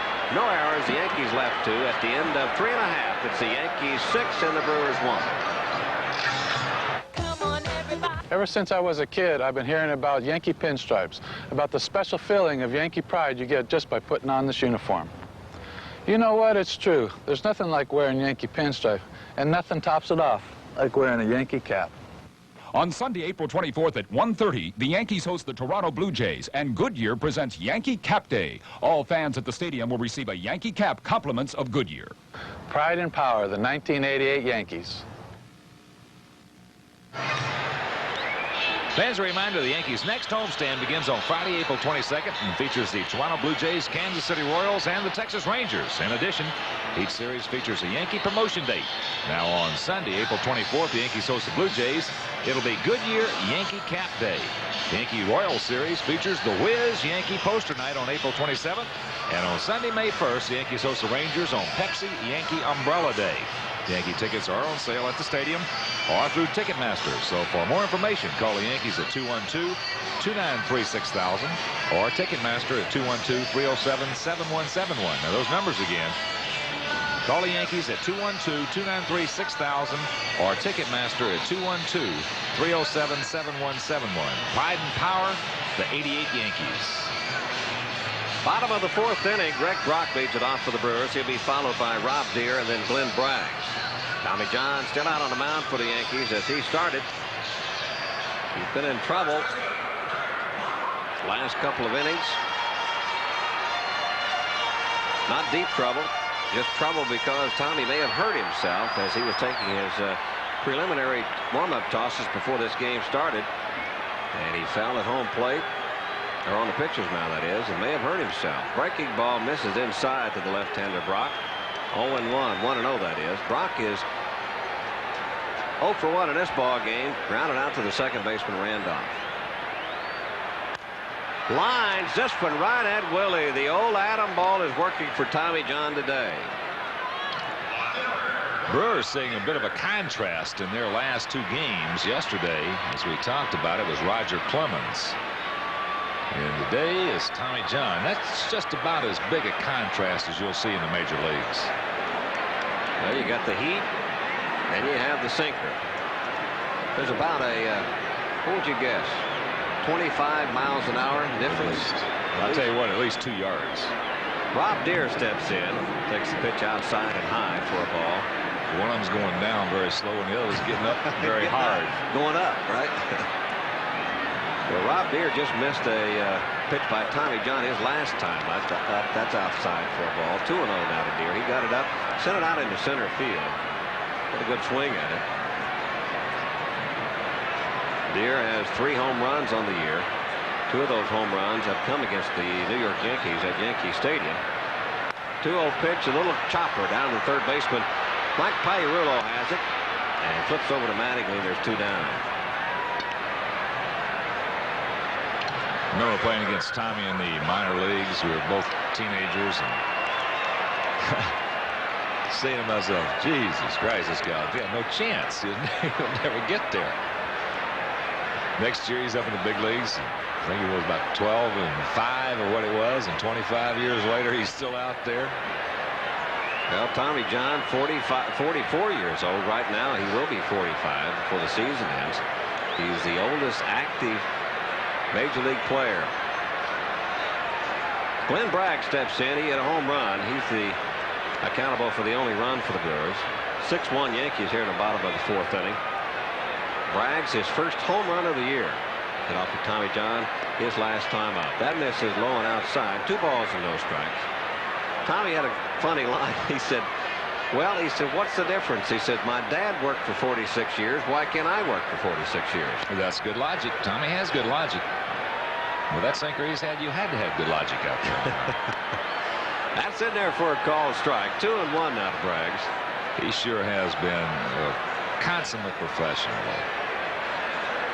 Style of pitching, like you said, though, has not changed in about 30 years. Down low.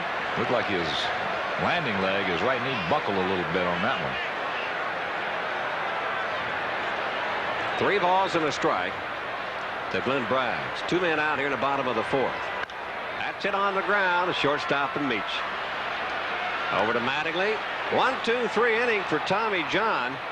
And at the end of 4 innings of play, it's the Yankees 6, Brewers 1.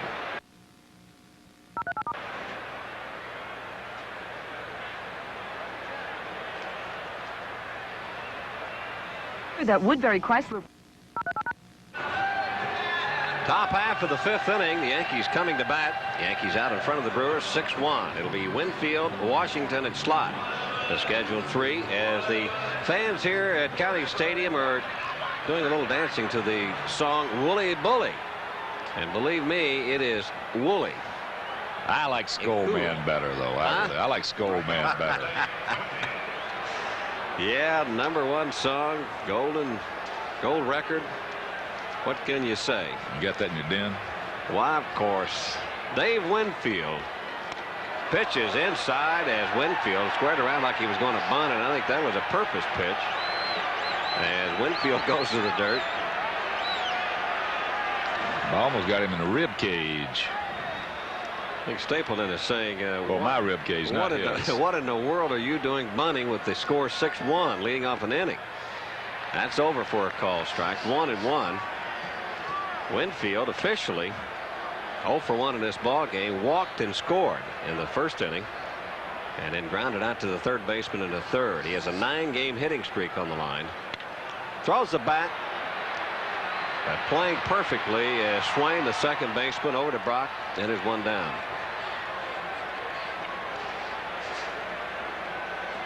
Dale Swain playing 2nd base today as the Brewers are a little thin on the infield. They've got some guys playing out of position. Normally Swain is the shortstop. B.J. Surhoff is over at 3rd base, having to play 3rd. Paul Molitor has not played, I don't think, in the field so far in '88. Paul still bothered by a sore right shoulder as Claudell Washington steps in, swings and fouls the first pitch out of play. Claudell 1 for 2 in this ball game. Base hit RBI in the 1st inning, and then struck out in the 3rd. Washington got the game-winning RBI yesterday in the Yankees 7-3 win at Toronto. That's down low for a ball. That'll even the count up at 1-1. Dave Stapleton, 26 years old. 2nd pitcher for the Brewers this afternoon. Swing and a miss, strike 2. 1-2 now Washington. Split the season. El Paso, Denver, and then Milwaukee. He was 2-0 for Milwaukee last year. Believe it or not, on this day, weather-wise, that's fouled out of play. Stapleton's nickname is either Iceman or Cool Man. I think that's appropriate for today, as the temperature is about 38 or 39 degrees here for opening day for the Milwaukee Brewers. Inside, ball 2. 2-2 now to Washington. Looks like the wind has subsided just a little bit. I know when we first got here, it was blowing hard. Had to be in the teens with the wind chill. Little grounder down the first baseman. Brock is there. Easy play for Brock, and there's 2 down.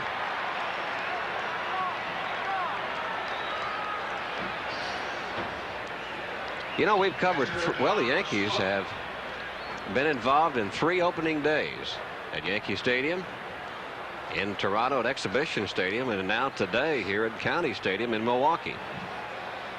Don Slott steps in. Slugo laid down a perfect squeeze bunt back in the 1st inning. He picked up his 8th RBI, and then he walked back in the 3rd inning. Evidently that's with 1G. Pitches up high. Slugo. Well, I thought I heard somebody call him Slugo one day. I thought it was Sluggo. Was it Sluggo? Hit on the ground. Surhoff has it. The long throw over. And an easy inning for Stapleton and the Brewers as the Yankees go 1, 2, 3. At the end of 5 innings of play, Yankees 6, Milwaukee 1. It's time for Lifestyles of the Original Party Animal with the grand poobah of partyometry, Bud Light's own Spuds McKenzie, as he's planning tonight's big bash. His fans watch as he tans his way to party elegance, a facial and massage, and Spuds McKenzie is ready to party. And Spuds parties with only Bud Light. He knows everything else is just a light. Why, right now.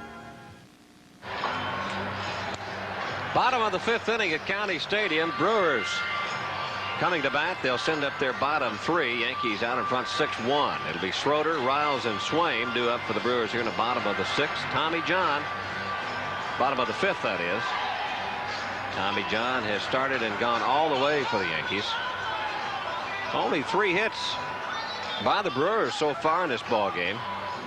That one big blow coming from Glenn Braggs, his first home run of the year. And that's where we stand right now. Schroeder reached base on an error back in the 2nd inning. He's 0 for 1.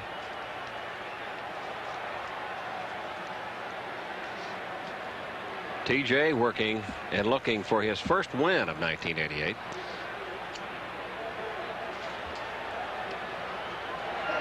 And in order to get that, he'll have to work through this inning. First pitch is outside for a ball, 1-0.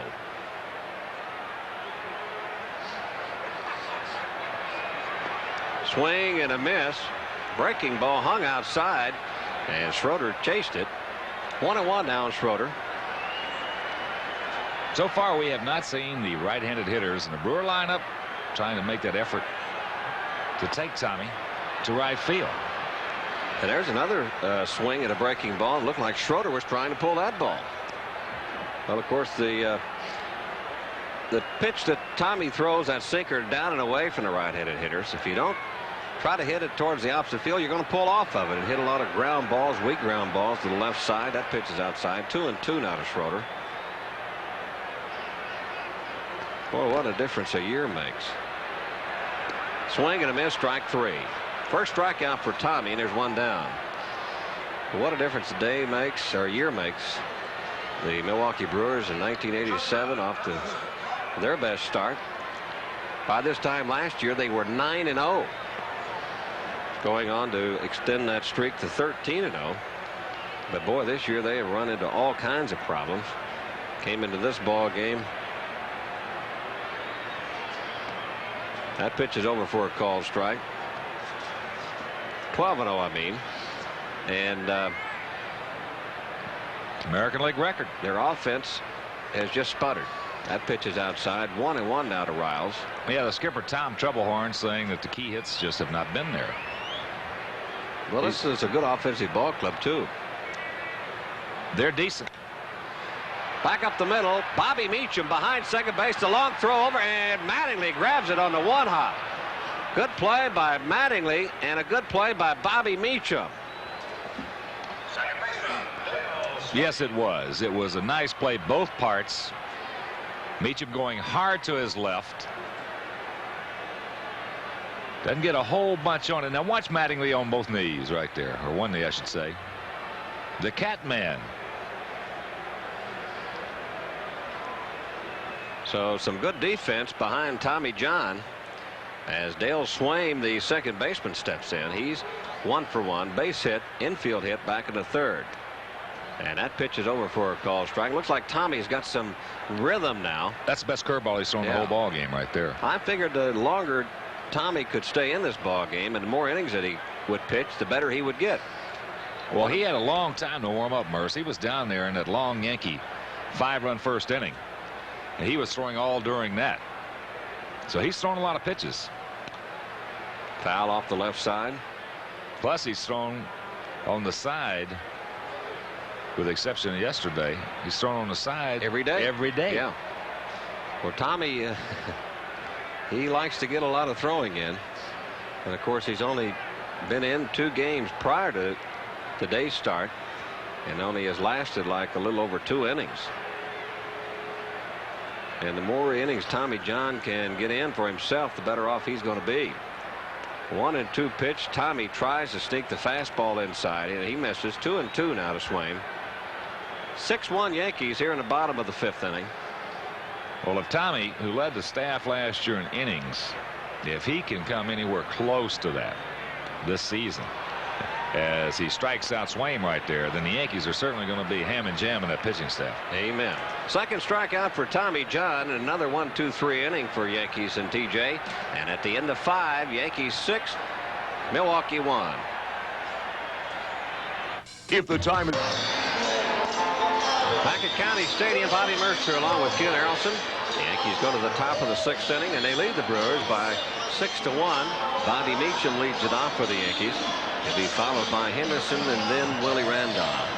Left-hander Dave Stapleton on the mound for the Brewers. Well, all the action came in the first 2 innings for the New York Yankees. The Yankees put up 5 big ones in the top half of the 1st inning and came back with 1 in the 2nd inning. And then Stapleton came on, and he's really shut the Yankees down since then. First pitch is over for a call strike on Bobby.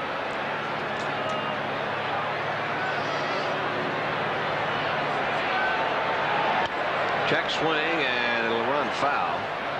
0-2. It's the kind of pitcher that Dave Stapleton is. He keeps the batters off balance, and actually the hitter swings more at his motion than they do at the baseball. But, you know, we talked about the Brewers and their great start last year. Two streaks right off the bat. Yeah. Oddly enough, this time last year was when Nieves was throwing his no-hitter against the Baltimore Orioles. Fouled out of play. He pitched the first no-hitter of Brewer history, in Brewer history, last year against the Baltimore Orioles. Remember watching the highlights of that, and a great catch by Robin Yount to save it. A little chopper out in front of the mound, and Stapleton, he'll have to hurry as he flips over to Brock. They get Bobby. 1 down. The Milwaukee people, talking with them after that no-hitter last year when they came in to play the Yankees, said really he didn't have as good stuff in that ball game. A lot of balls hit hard. And then his first start against the Yankees, said he had much better stuff in that game, where he didn't last too long. Yeah. Ricky Henderson steps in. Ricky 1 for 3 in this ball game. He's also scored a run. Ricky with a now 10-game hitting streak. Pitches outside for a ball, 1-0. That was one thing about it. If he stays healthy this year, he's probably going to get more at-bats in one season than he's ever had. In there for a call strike. 1-1 now to Henderson. I think Henderson, he didn't like that call right there from Deckinger. Thought it was a little bit high. Talked about the new balk rule, or at least the interpretation of it. There also is a new strike zone. That's outside and high. Strike zone, the old strike zone, that is used to be from the armpits to the top of the knees. They've lowered it a bit. Hit out down the right field line. Giving chase is Braggs, and he'll run out of room as the ball goes into the stands. But now the strike zone is up on the upper side, is somewhere midway between the top of the shoulders and the top of the pants. So you just figure that out on each individual, and that's where supposedly the top of the strike zone is. I probably really confused a lot of people by that. Ground ball, Surhoff. Over to Brock, and there's 2 down.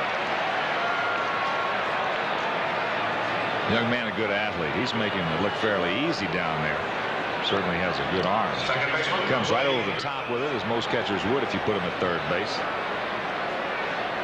Just checking here Ricky's at bats. The most he's ever had was 608. That was back in 1986. And he, again, staying healthy, should easily surpass that this year. Willie Randolph steps in and takes the first pitch over for a called strike. Willie officially 1 for 1. He's walked twice and doubled into right center field. He's also scored a run.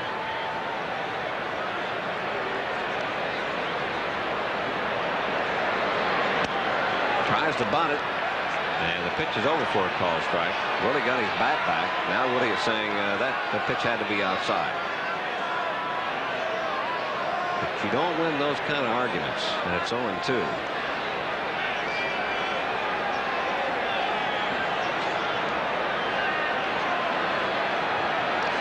Well, that balk rule is just going to be an entree to more and more arguments between players and umpires throughout the course of the season. And the umpires are they're going to catch a lot of heat this year, and they don't like it, which I don't blame them. That being the case, you know how those guys get when they get the pinky. Boy, you just look at them wrong and they'll jump all over you. Are you saying they hold a grudge? Yes, sir.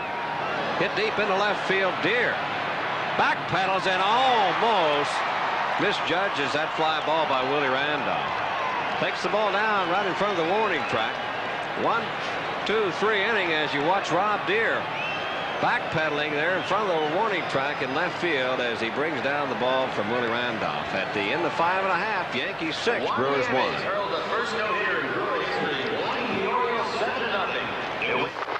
Once you look through a Minolta Maxim, you'll never see life the same way again. Maxim, the world's first SLR with built-in autofocus. 26 autofocus lenses capture the action as only you see it. You and Minolta Maxim bring creativity to life. The Maxim system. Only from the mind of Minolta. If you've been putting off Europe, TWA says put it back on. You know, that tried to make the guards laugh at Buckingham Palace trip. That strolling hand in hand along the left bank trip. That sipping Chianti by the Roman ruins trip. Not all fair. A reminder, this copyrighted telecast is presented by authority of the New York Yankees and is intended solely for the private, non-commercial use of our audience. Any publication, reproduction, retransmission, or the use of the pictures, descriptions, and accounts of this game without the expressed written consent of the Yankees and Sports Channel is prohibited. Well, we go to the bottom of the 6th inning. The designated hitter, Paul Molitor, will lead it off for the Brewers. He'll be followed by Yount and then Surhoff. Molly 1 for 2 in this ball game. Base hit up the middle his last time up in the 3rd. TJ has only allowed the Brewers 3 hits. He's walked 1 and struck out 2. Breaking ball misses outside for a ball 1-0. Molitor now hitting .355. He came into this ball game hitting .345 in this young season. Ground ball to shortstop. Mattingly, there's 1 down. One thing I've noticed, Hawk, that Bobby Meacham he's looked a lot more comfortable in the infield than I've ever seen him. I don't know if it's confidence or what it is, but he just looks a lot better. I think confidence is the keynote, the key word in his situation. I know a couple of years ago he was having a lot of problems out there, even last year at times towards the end of the season. In the late innings of the ball game, he had defensive problems, but he came a long way offensively. And as you mentioned, it just seems like that Bobby is evidently starting to believe he belongs in the big leagues. He should be playing here, and he's done a heck of a job. Robin Yount takes the pitch inside. 2-0 to Robin. Just like that ground ball by Molitor to Bobby Meacham, that ball actually took a bad hop. Instead of coming up, it stayed down, and Bobby stayed right with it. 2-0 pitch is swung on and fouled off the left side. 2 balls and 1 strike now to Yount. Most of the time when you see young infielders out there making mistakes, most of the time it will be because of a couple of reasons. One of them being they're just scared to death, or the next one being something mechanical. And the mechanical part will be that playing the position in a stand-up way with a high behind. That butt's high, you can't play. As that's beat to the second baseman. Willie Randolph is there, and that's out number 2. But Bobby right now, I mean, he's just floating around, gliding around out there.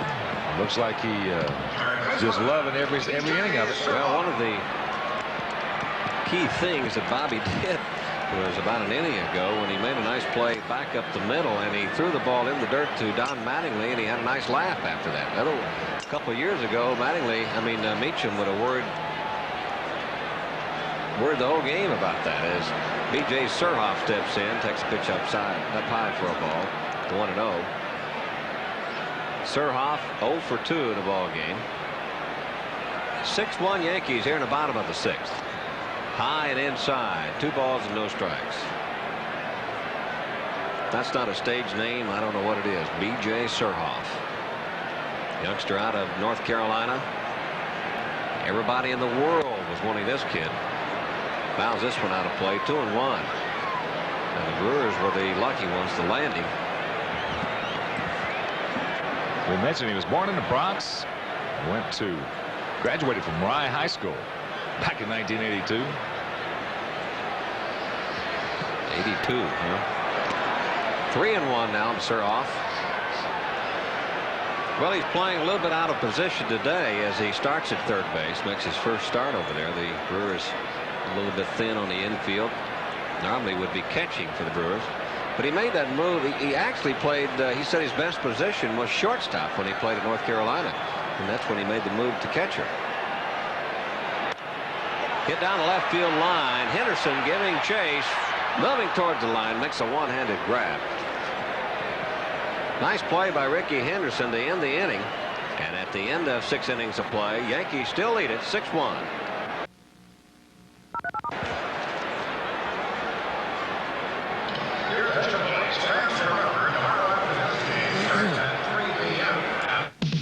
Well, while we have a second, I'd like to congratulate you, Hawk, and your last year's crew for winning a local area Emmy for outstanding live coverage. Congratulations.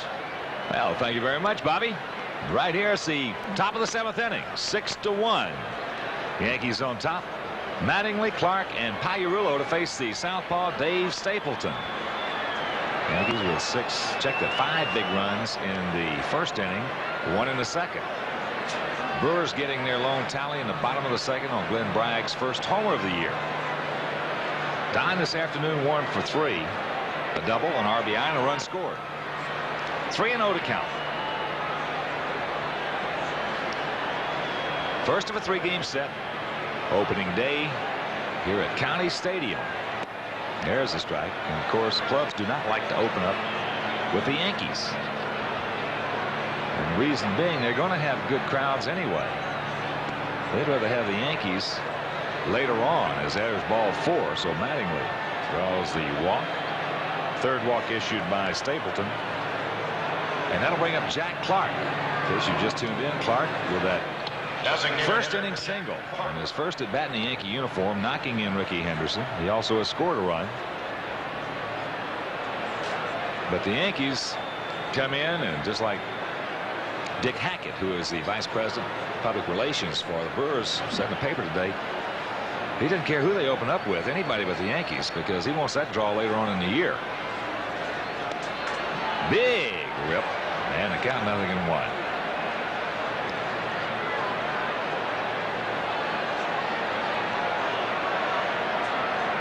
Six and 1 for the Yankees, 1-3-0 for the Brewers. Brewers in the midst of a 6-game losing streak. That's outside, and the count evens at 1.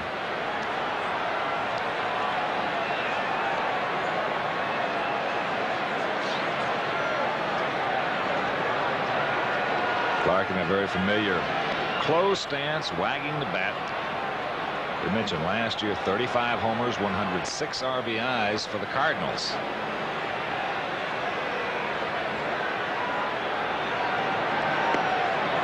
Just on the outside corner, Clark didn't think it got the plate.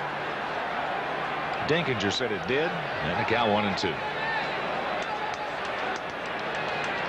One thing we noticed in spring training, umpiring to Clark, the umpires were really calling the outside pitch. A lot of times when you get a guy with a closed stance like that, well off the plate like Jack Sands, they have a tendency to give that pitcher that outside corner, or even several inches outside the corner. That's low. 2-2.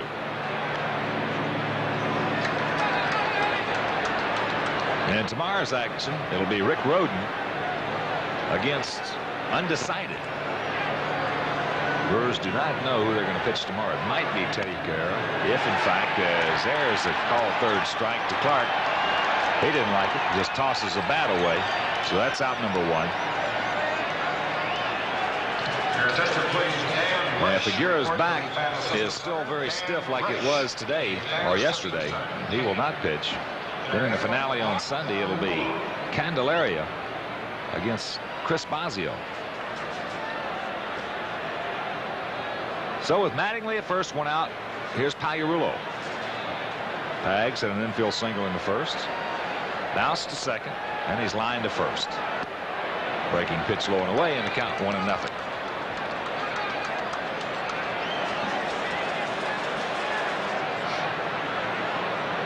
Of course, Milwaukee, with his big crowd on hand we mentioned earlier, had all the tailgaters out there. This park, without question, #1 in that category around the American League. Their drawing area from several states, and they get people coming in here very early. Come in their pickup trucks and their vans and mobile homes, get out there in the parking lot and just have themselves a ball. It's not uncommon at all to see 15 or 20 people in groups, and many of those groups out there in the parking lot, barbecuing some hot dogs, hamburgers, drinking some Cokes and Budweiser, just having a good time at the ballpark.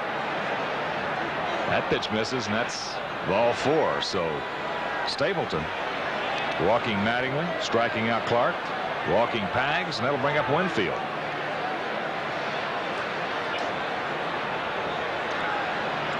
Right-hander Chuck Krim starts to loosen up for the Brewers down in their pen. So here's David. Walked with the bases loaded in the first inning, and the next 2 times up has bounced out.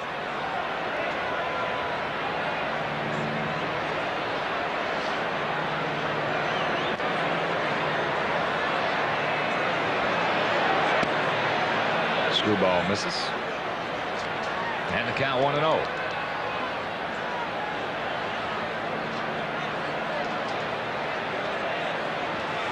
Winfield off to a fabulous start.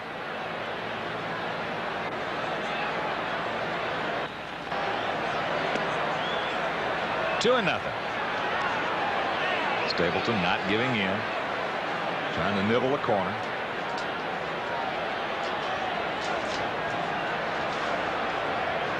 Winfield against Brewer pitching this year is 7 for 12, 2 homers, and 5 RBIs.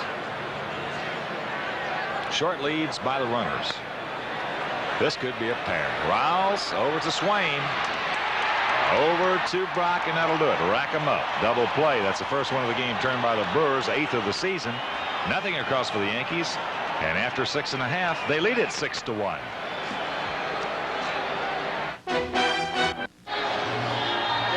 Right now, let's check out our Whiz Major League scoreboard. In the American League, the Texas Rangers beat the Boston Red Sox 3-2 at Fenway. That game went 10 innings when Steve Buechele did a solo homer in the top of the 10th to win that one. The only other day action scheduled was Kansas City, Detroit. That was postponed because of rain. Other action will show Minnesota, Toronto, Cleveland, and Baltimore, California, Seattle, and the White Sox at the Coliseum in Oakland. In the National League, in the home opener for the Chicago Cubs, Cubbies leading the Pirates 5-0 in the 7th inning. Other National League action under the lights: St. Louis at New York, Philadelphia at Montreal, Cincinnati at Houston, San Francisco at San Diego, and the Braves take on the Dodgers in Los Angeles. This is the largest home opener. But right here, County Stadium, their home opener. It's the bottom of the 7th inning. Yankees lead it 6-1. It'll be Brock, Deere, and Bragg, says Tommy John, who through the first couple of innings looked like he may not make it as he tripped out on the mound taking his warm-up tosses and evidently hurt himself a little bit, but since that time has recovered. Twice Charles Hudson has been up in the pen. Also, the big left-hander Lee Guterman has warmed up. The Tommy's given up just the 1 run in the 2nd inning. Home run by Braggs and 2 other base hits, both those coming in the 3rd. Leadoff singles by Swain and Molitor, then the double play hit into by Robin Yount. Frisbee hits the field as Brock took a ball, and the count 1-0. Greg this afternoon 0 for 2. He's bounced to second and lined hard to Randolph at second. I think they're going to call that a no pitch since the third base umpire. Did he call time? Call time as it was before the pitch was thrown. Now we'll just tee it up again. Outfield straight away. Tommy says, okay, I'll take it. And the count 0-1. Big curveball in and over.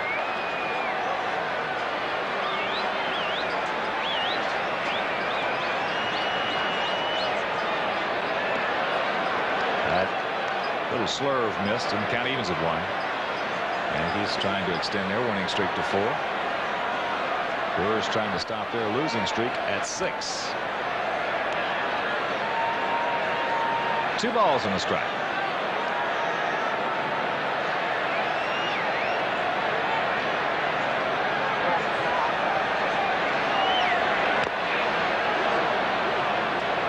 Fouled off on plate, and the count evens at 2.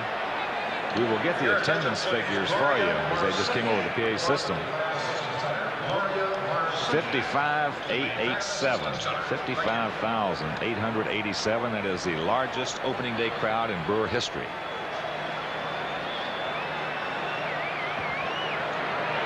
That curveball misses, and the count goes full. So the 30-year-old former Dodger, Greg Brock, trying to reach base as the Brewers coming in hitting just .242 as a club. Yankees on the other side of that ledger hitting .318. .318.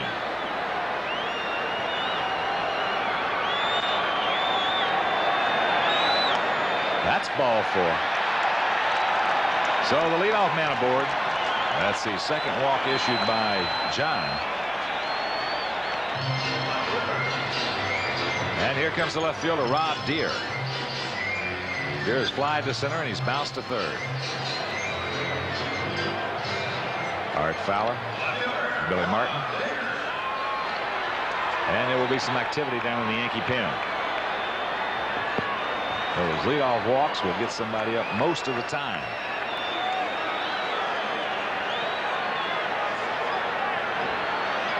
Outfield swung well around to the left. Takes a sinker on the outside corner.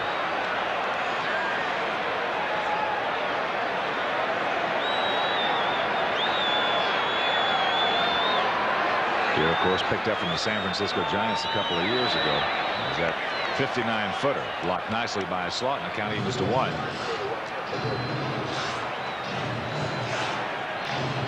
Right-hander Cecilio Guante. In fact, when they had the introductions prior to the game in the ceremonies, Billy Martin, of course, was introduced first, went out by home plate, and the Yankees pulled a little something on him.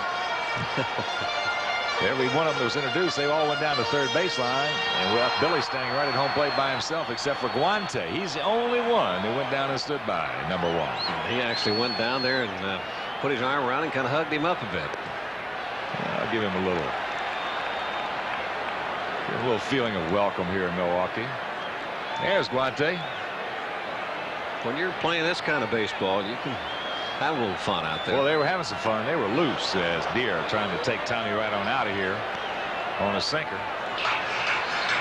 Tommy just wishes he'd have hit that one. A little ground ball left side. 2-2 the count. Well, Rob Deere, one of the biggest negatives about him is he strikes out too much. That's lined hard into center field, base hit. As Washington takes it on the short hop, gets it back in. So the Brewers, indeed, a threat going here in the bottom of the 7th with Brock at second, Deere at first, nobody out.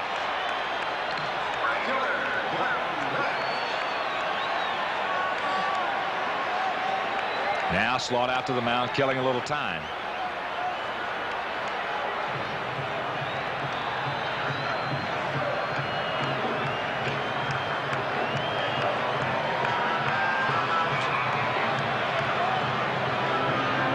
Guante still has not thrown enough pitches to be loose, or I should say ready to come into the ball game, as the right fielder Glenn Bragg steps in. Bragg's 1 for 2, that home run back in the 2nd inning. Now Billy Martin will make a very slow walk out to the mound, and I would imagine that's going to be all for the left-hander Tommy John.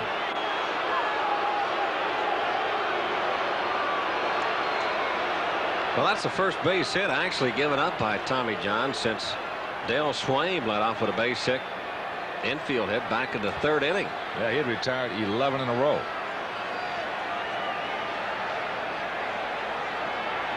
But the Brewer club, very aggressive, very explosive.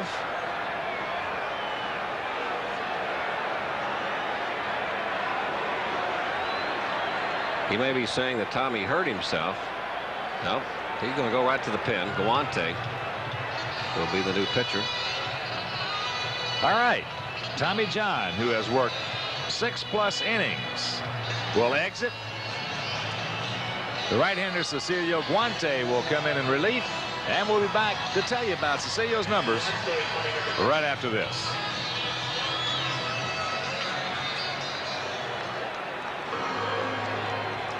It's more New York than Miami. Well, Cecilio Guante will come in to take over for Tommy John and the Yankees. Here in the bottom of the 7th inning, nobody out, and the Brewers have runners at first and second. This will make Guante's 6th appearance of 1988. Guante with a record of 1-0 and a 2.70 earned run average. He also has 1 save of the year. Just a total of 6 2/3 innings for 1988. Tommy John started a little bit shaky in the early goings, but settled down for the Yankees and pitched 6 complete, or 6+ innings, that is. The 2 runners on base are Tommy's right now. So Guante will try to shut the Brewers and the runners on base down here in the 7th inning. Yankees out in front 6-1. Guante pitched 2 scoreless innings. Record his save for Tim Stoddard, and his previous save prior to that, which is his only save in 1987. Guante, bothered by arm problems in 1987, didn't pitch a lot for the Yankees. Came back on April the 21st, so the Yankees are happy that Guante is healthy and back in 1988 and getting some innings in. Well, when he came to spring training, he certainly by no stretch of the imagination had this ball club made. All he did was go 18 scoreless innings in the spring. Right here, he's got his work cut out for him. Yankees on top 6-1. 6 runs, 6 hits, 1 error for the Yankees. 1 run, 4 hits, and no errors for the Brewers. Runners at first and second, nobody out. And here's Glenn Braggs. He's 1 for 2, that home run back in the 2nd inning off Tommy John. Takes it high and in the count 1-0.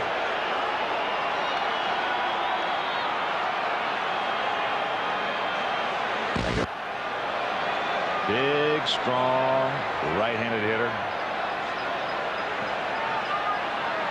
Just 25 years old. A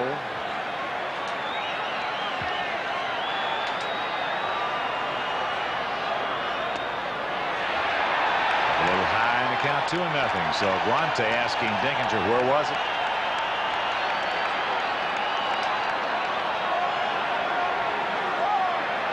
Well, you know it's got to be cold down in those bullpens, unless they've got some heaters working down there.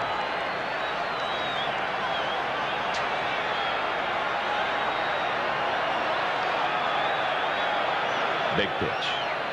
3-0.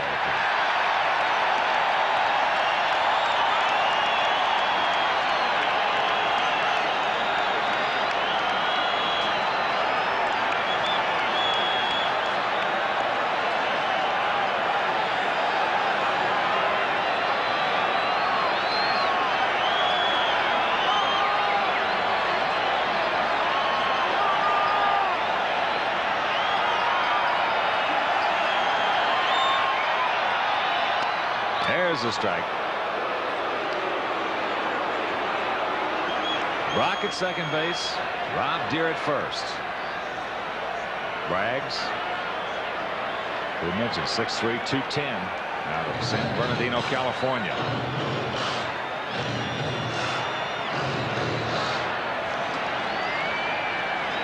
Outfield, spread out, big gap in left center. Henderson playing the line in left. That's ball 4. That'll load him up with nobody out.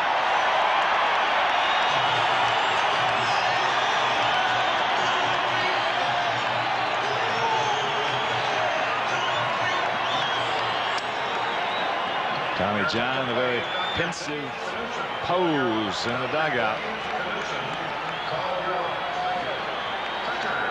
as the Brewer catcher Bill Schroeder steps in. Schroeder 0 for 2, reached base on an error, and was one of Tommy's 2 strikeout victims. Now you got to be careful about the ball.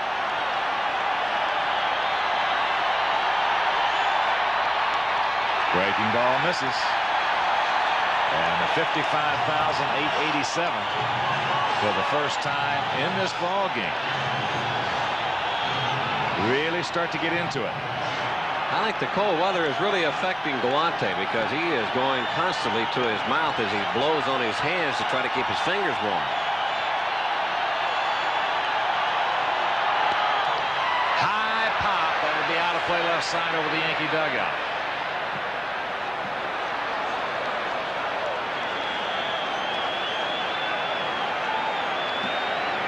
Ball and a strike to Schroeder. Schroeder, good fastball hitter. Last year, just having himself an outstanding season until that injury. Hit .332. Slider on the outside corner. Schroeder didn't like it. And the count of ball and 2 strikes. Dinkinger catching it from everybody.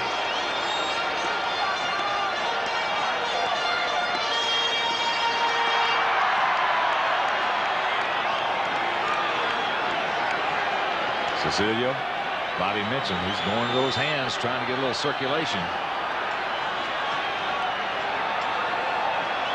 Runners with short leads. Last thing they want to do in this situation be doubled off. As a check swing. Did he go? Yes, he did, says first base umpire Larry McCoy. Schroeder doesn't like it.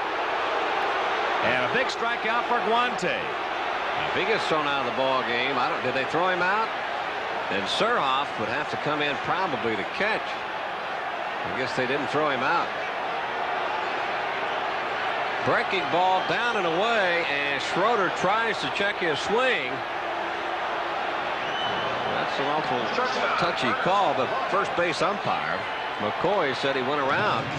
Big strikeout for Galante. As we mentioned on those replays, they always look like they go around. I thought from up here, I didn't think he went around. Meanwhile, Cecilio will take it. The Yankees will take it. And that'll bring up the shortstop, Ernest Riles. Riles has hit into a double play and was robbed of a base hit on a nice play by Bobby Meacham.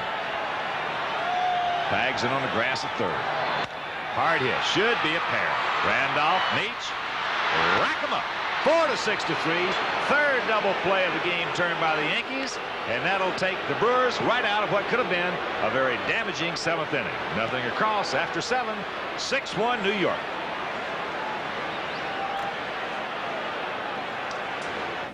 Well, right-hander Chuck Krim will be the third pitcher for the Blue Jays, for the Brewers, that is, used this afternoon as we go to the top of the 8th inning. Yankees get out of a pretty big jam back in the bottom of the 7th inning.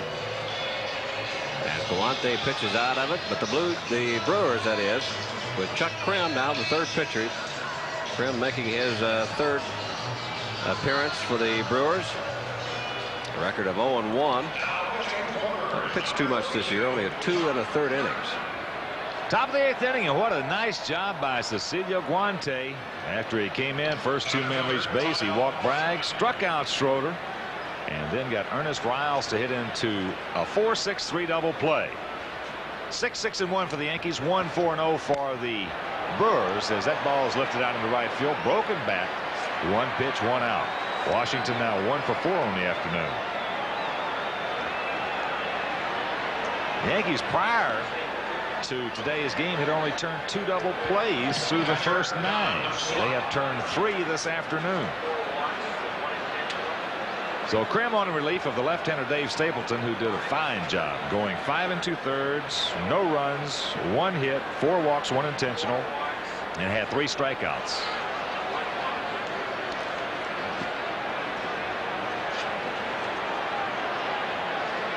Well, as Murph says, here's Slugo. Slugo Slaw. Downey this afternoon. Squeeze bunt in the first inning to knock in his 8th run of the season. Walked in the third, bounced to third in the fifth inning. Takes up high in the count, 1-0.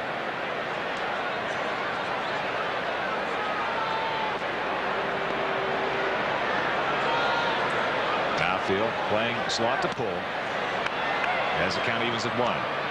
Right-hander Chuck Krim.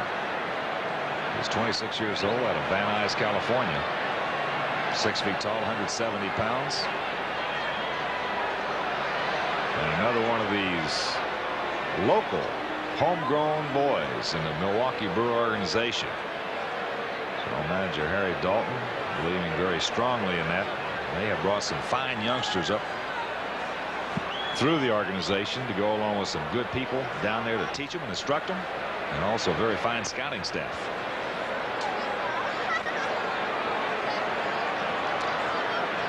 One and one to count to Slot. Breaking pitch misses. 2 balls and a strike.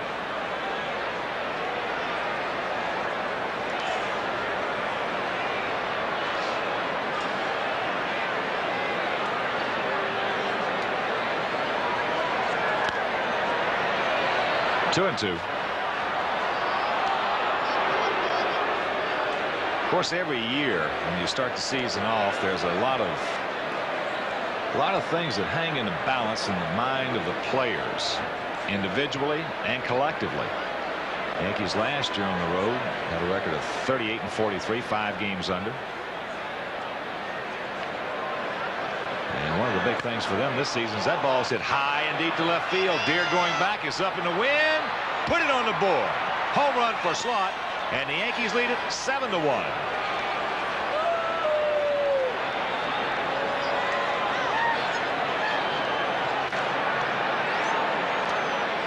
No doubt about that one. Don Slot got it up in the wind. First out, Bobby Meacham. And it's Slot's first home run for the Yankees here in 1988. Hanging breaking ball. And that's what happens when you hang too many of them in the strike zone. Here's Bobby Meacham. Meacham for 3. But has really covered the shortstop position this afternoon. Forget about the wood. He has thrown the leather. Slashed out of play. And the count 1-1. Getting back to the perception of the individuals and the players collectively. It's very important when a club has had, like they did last year, tough time on the road. Now they start this 10-game homestand as that's popped up into short right field. Glenn Braggs, he'll make the play, and that's out number 2. So that being the case, with this 10-game road trip, they go to Toronto, some of their big competition. They get blown out the first game 17-9, come roaring right back and handle the Blue Jays easily in the next 3 games. They come in here to County Stadium, some more of their competition. Put 5 on the board in the first inning, another in the second, 1 more here in the 8th. They lead at 7-1. And just watching these guys being introduced, the Yankees that is, prior to the game, you're talking about a loose bunch of guys out there. They were loose and having some fun. Well, they're confident. They know that they have a good ball club, and they know that they have a chance of blowing teams out early in the game. You make one mistake against the Yankees, they can put a lot of numbers on the board quickly. Yeah, so this is could be a very opportunistic ball club. You give them 4 outs an inning once or twice a ball game, and chances are you're going to get burned. Henderson.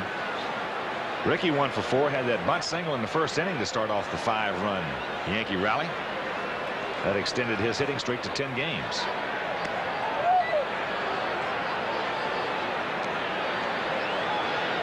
That was the way the 62, when I first came in the league, Bobby, in 63, that was the way the Yankees were. Boy, I tell you, you make a mistake on them, and they would just absolutely jump all over you. As that's popped way high. Ernest Riles fighting that wind. Now makes the catch, and that'll retire the side, but not before. Don Slot's first homer of the season, his second RBI of the game, and after 7.5, Yankees lead it 7-1. As long as I was knowing, Tom, And their number is 212-307-7171. Be a part of Yankee baseball in '88. Well, you may have heard the ovation in the background. 55,887 in attendance, largest, as we mentioned, largest in Brewer history. Also the largest opening day crowd in the major leagues for 1988. So they were giving themselves a well-deserved round of applause. Bottom of the 8th, the Yankees lead it 7-1. It'll be Swain in the top of the order, Molitor and Yount. Cecilio Guante. What a job he did last inning, coming on in relief of Tommy John. TJ gave up the leadoff walk to Brock, the single to Deere. He left. Guante came on, walked Braggs to load him up, nobody out, struck out Schroeder, and got Riles to hit into an inning-ending double play, 4-6-3. 1-1 the count to Swain. He's 1 for 2 this afternoon, an infield single in the 3rd, and he struck out in the 5th.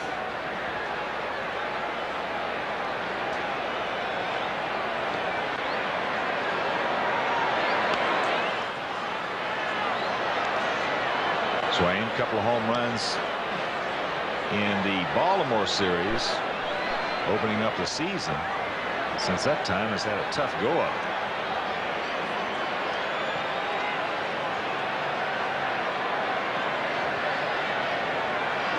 25 homers last year, and just 24 years old. That's high and deep in the left center field. Henderson on his horse. Look at the catch by Ricky Henderson. Mercy. Wow. Well, he got a handshake from Claudell Washington, and deservedly so. And that's the speed of Ricky Henderson, actually outrunning that baseball. You can do a lot with speed, and you can do a lot in the outfield with speed. You can close those gaps in a hurry is what I'm talking about. There are only a couple of guys that could have made that catch. He's one of them. Maybe that kid in St. Louis, Vince Coleman, the other. I didn't think he had a prayer to get it as Molitor steps in, pops it up right side, Willie Randolph. And again, as we have seen so many times in the first 4 games of this road trip, I should say first 5 now, Yankees making an outstanding defensive play on the leadoff hitter of the inning.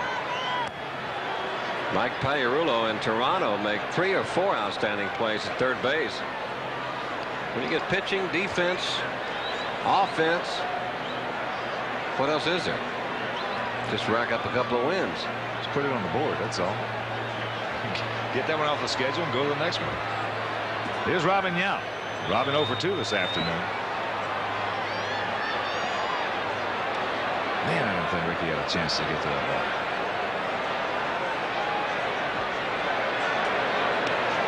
There's the slider in and over, and a count 0-1. We know it's a long year, and there are a lot more games left to play, but the Yankees continue to play and improve each game like they have so far. I'll tell you what, they are doing everything that you have to do fundamentally to win the ball game. Well, I certainly agree with that 100%, Bobby. You're exactly right, because, well, I was talking to a fellow who I really respect his opinion. He's been around the game a long time. Can't mention his name, but he said prior to the game, that breaking ball outside and the count 1 and 2. Said, dadgum, he said, this thing's liable to be over by July. And I said, no, I don't. I said, I hope you're right. I don't think it'll be that way. But he said they're just too good. He said the Yankees are just too good if they stay healthy. So I told him I didn't like what I saw in Toronto.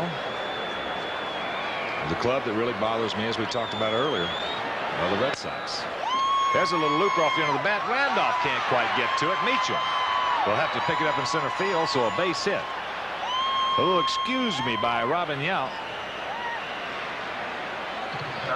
First hit off Guante, the 5th hit by the Brewers. Believe it or not, this ball was hit too softly for anybody to make a play.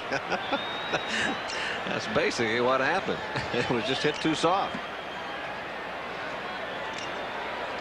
Here's a third baseman, B.J. Surhoff, 0 for 3. Mattingly playing back in his normal position as that's down low, and the count 1-0.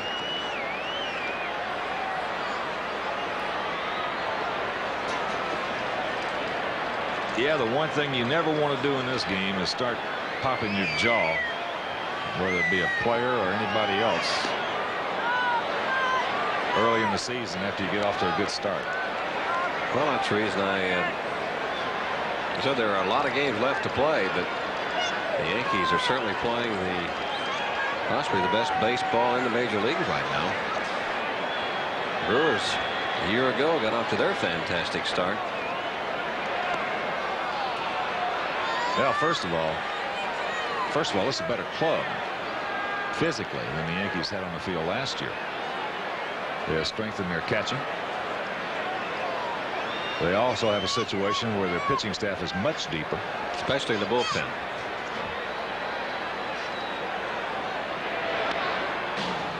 Ball and 2 strikes to Surhoff with 2 gone here in the bottom of the 8th inning. Yankees on top 7-1. Injuries just killed the Yankees in '87. That's something you don't like to mention because injuries are so important to stay away from during a season.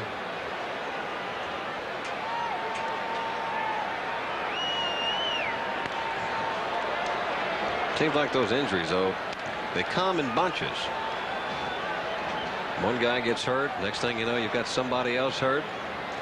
The Yankees actually, before Jack Clark came on today, they had 4 guys on the disabled list that were on the ball club last year.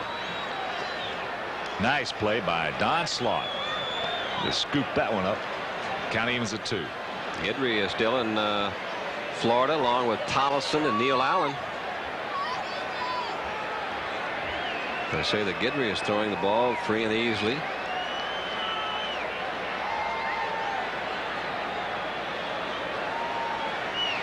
There goes the runner as the pitch is fouled out of play. Yeah, when you can get your club off to a good start, boy, everybody.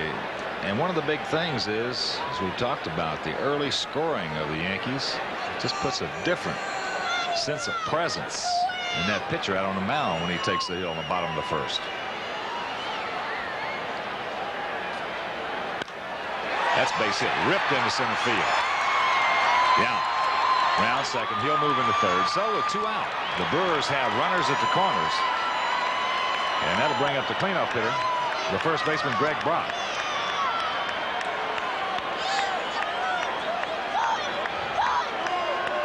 And here comes the skipper. Hudson and Guterman.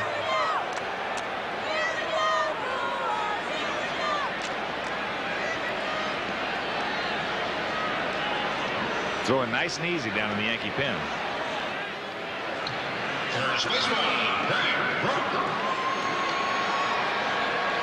Billy's had his little chat as you look at Hudson and the 6'8" left-hander Lee Guterman. Here's Brock. He's 0 for 2. And still blowing hard now. It's picked up even more out to left field. Hudson and Guterman are throwing the bullpen for New York.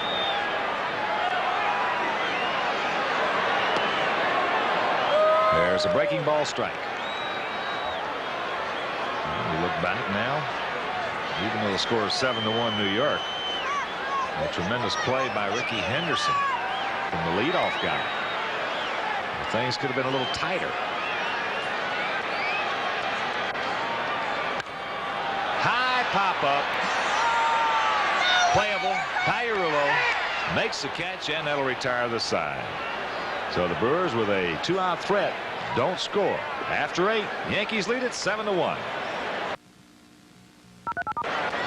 Your attention, please. The Brewer management would like to remind you to please check around your seats or personal belongings before you leave the stadium. I wonder today. After all, you are what you drive.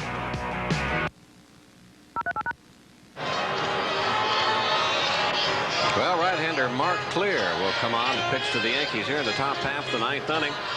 Clear getting some work in.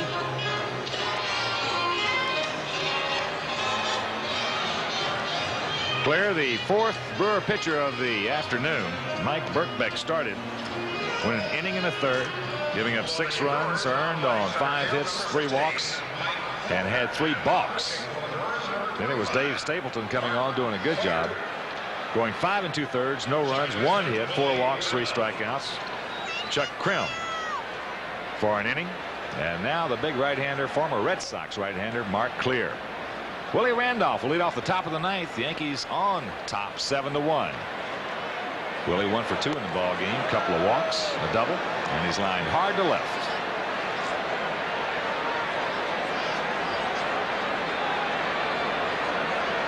(7-7-1) for the Yankees.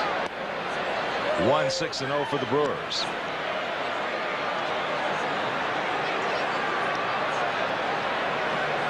Defensive change for Milwaukee. Mike Felder has moved into center field in place of Robin Yount. High into right. Lynn Braggs is there. 1 out.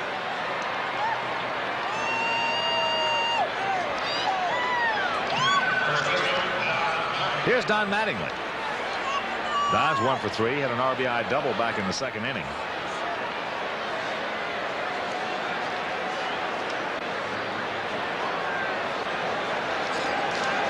And strangely enough, as we mentioned, Mattingly has had tough times against Brewer pitching in his career.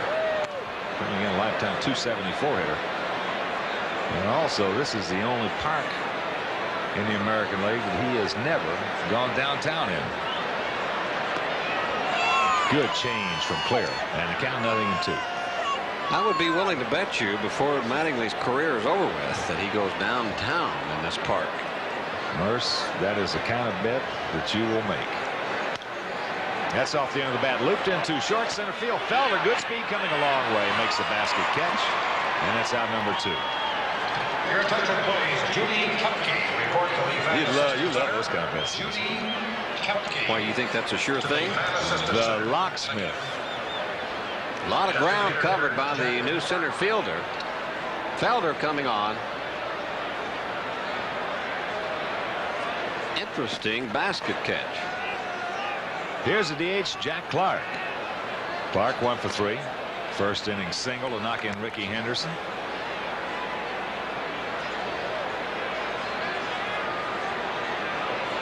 Couple of big horses right here in this confrontation. That's outside, the count 1-1. Clear, normally a setup man for Dan Plesac, the stopper out of the Brewer bullpen. Clear with that good breaking ball. One of the best in the business. Curveballs. Boy, he has got a snapdragon.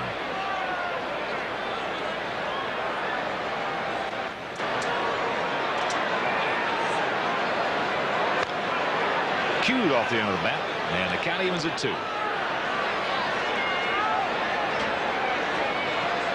Pitchers of record, of course, Tommy John. Had a chance to get his first victory of the season. And rookie Mike Birkbeck.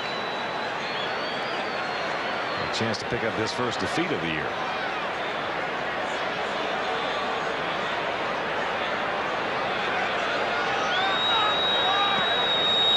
There's that hook and misses. Count goes full to Clark. Jack was injured back on March 17th down in Miami against the Orioles in spring training. So it's about 90% right now. Right on the outside corner. Clark doesn't like it. Dinkinger says grab some bench. That'll do it for the Yankees here tonight. 1-2-3 inning for Clear. And the Milwaukee Brewers, they're in trouble. Going to the bottom of the ninth, they trail it 7-1. When it comes to autofocus cameras, some give you part of the action, but Canon EOS gives you all of the action. When it's so dark, Take a look at this strikeout that ends the inning on Jack Clark. So talked about Mark Clear's breaking ball, and Don Dinkinger. Either that was a perfect pitch on the outside corner or was it outside just a bit. You can see why Jack Clark would question that call. Yeah, you could see, but in a 7-1 ball game, ninth inning. Boy, those guys get that right arm working, don't they? 39 degrees. Well, that's one thing. A long time ago, you know, the umpires, they just tell you in a game like this, hey, start swinging the bat, kid. When you leave the batting circle, you better have the bat in motion. That's right. They tell you when you get to the plate. Start swinging. And, of course, you knew what they were talking about. So when they called you out on a bad pitch, sometimes it really didn't get to you as bad as it does in today's game. But right here, it's the bottom of the 9th inning. Yankees lead it 7-1. It'll be Deere, Braggs, and Bill Schroeder as they will face a new Yankee pitcher, right-hander Charles Hudson. And oh, what a job Cecilio Guante did, coming on in relief of Tommy John back in the 7th inning. 2 men on, nobody out. Guante walked Braggs to load him up, then struck out Schroeder. And get Riles to hit into a double play. So Guante going 2 innings, giving up 2 hits, 1 walk, 1 strikeout. Deere way out in front. Brewer left fielder 1 for 3 this afternoon. Had that 7th inning single. Outfield shaded towards left. All-speed pitching it over, and quickly the count 0-2. Hudson throws another breaking ball like that to Deere, and it'll be all over with.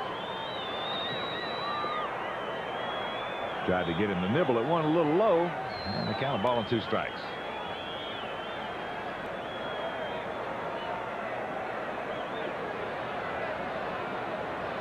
In case you joined us late, 4 balks called in this game, 3 of them back in the 1st inning. Check that. 2 in the 1st inning, 1 in the 2nd of right-hander Mike Birkbeck. Another call on the left-hander Dave Stapleton. High pop, left side. Pags is there. Foul territory. 1 out. Yankee pitchers have not balked in this game.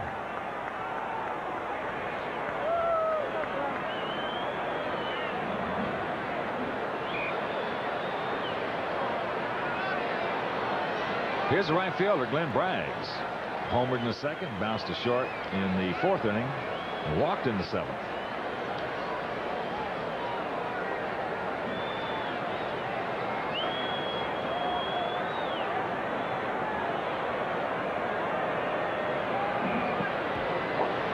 Rick Rhoden tomorrow afternoon, his 3rd start of the season, as Braggs takes the ball. They do not know as of now who will tee it up against Rhoden for Milwaukee. But Sunday, John Candelaria, after that very fine route-going performance against the Blue Jays, he'll go against the right-hander Chris Bosio. High pop-up. Slot gets rid of that mask. Now the wind's got it. Watch out. Braggs still standing at home plate. Nobody covering at first, and he'll beat it out.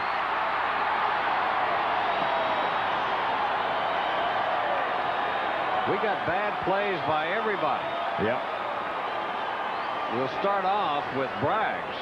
Everybody at home plate and watched the play. He was mad at himself for popping the ball up. Here goes the pop-up. Now all the Yankees begin to converge right in front of home plate. Slot. Here comes Piarulo, Charlie Hudson, Don Mattingly, Willie Randolph, and nobody covers first base. Don't leave Hudson out. They were all in there. Everybody had a chance to screw it up, screwed it up. So they give Braggs a base hit.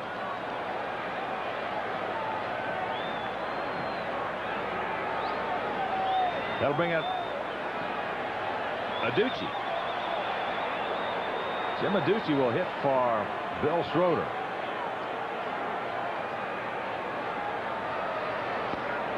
Fastball outside, and the count 1-0. Yes, sir. That's where Pags saw what was happening. Mattingly saw what was happening with that wind. They knew the slot was in trouble. That's where Hudson's got to come in and start directing some traffic. That's slashed foul.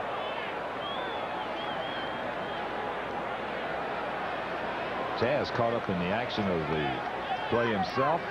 Forgot what he was supposed to do. And Willie all of a sudden realized he made a boo-boo too by not being at first base.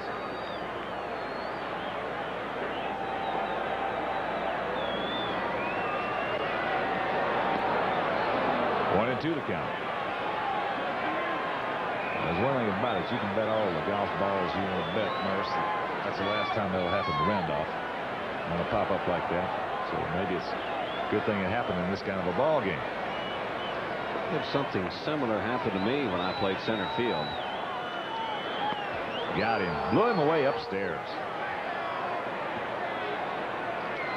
Al Kaline, great player for the Detroit Tigers. Hit a little ground ball up the middle, and I was hot dogging it in center field. And before I could turn around and even receive the ball, he was standing on second base. Taught me a lesson. Never happened to me again. Here's Ernest Riles.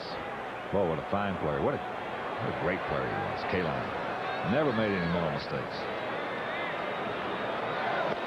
Fastball high. Riles 0 for 3 twice. He has hit into double plays this afternoon. Yankees have turned 3 big ones.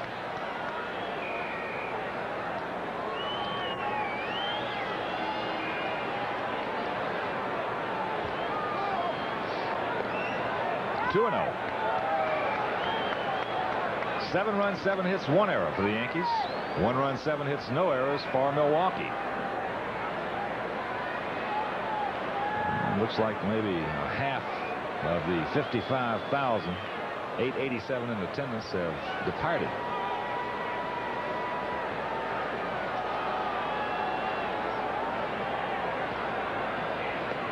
There's a strike. I remember when I was a rookie, I tried to go from first to third on Kaline on a single. Thought I had it made easy. He threw me out. And as I was going back to the dugout, he was just screaming at me, "Don't you ever do that again. Don't you ever run on me." Well, I listened to him. I never tried it again. That's into left field. This should do it. Ricky Henderson now backs up a couple of steps. Snacks, grabs it, and that'll retire the side. Ball game is over. The Yankees win it 7-1. 7-7-1 for the Yankees. 1-7-0 for the Brewers. And we'll be back to wrap it up for you right after this.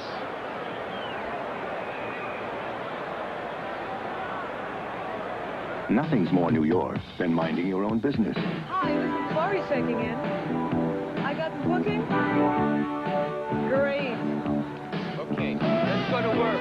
Gotta go. Okay, get the phone. Okay, see you later. The people of New York Telephone keep our public telephones working as hard as the people who use them. I need a light on the face. Get street smart, because nothing's more New York than New York Telephone public phones. There's no place on earth that I'd rather be than out in the open where it's all plain to see. If it's gonna get done, it's up to you and to me. There's no place that I'd rather be. Head for the mountains of Bush. Head for the mountains of Bush. Beer. Why, right now is a great time to buy a new Toyota. Money. My new Corolla only cost me about $85 this year for routine maintenance. And right now, your Toyota dealer is making Toyota more attractive than ever. Power. I got the most powerful front-wheel drive car. Sports Channel.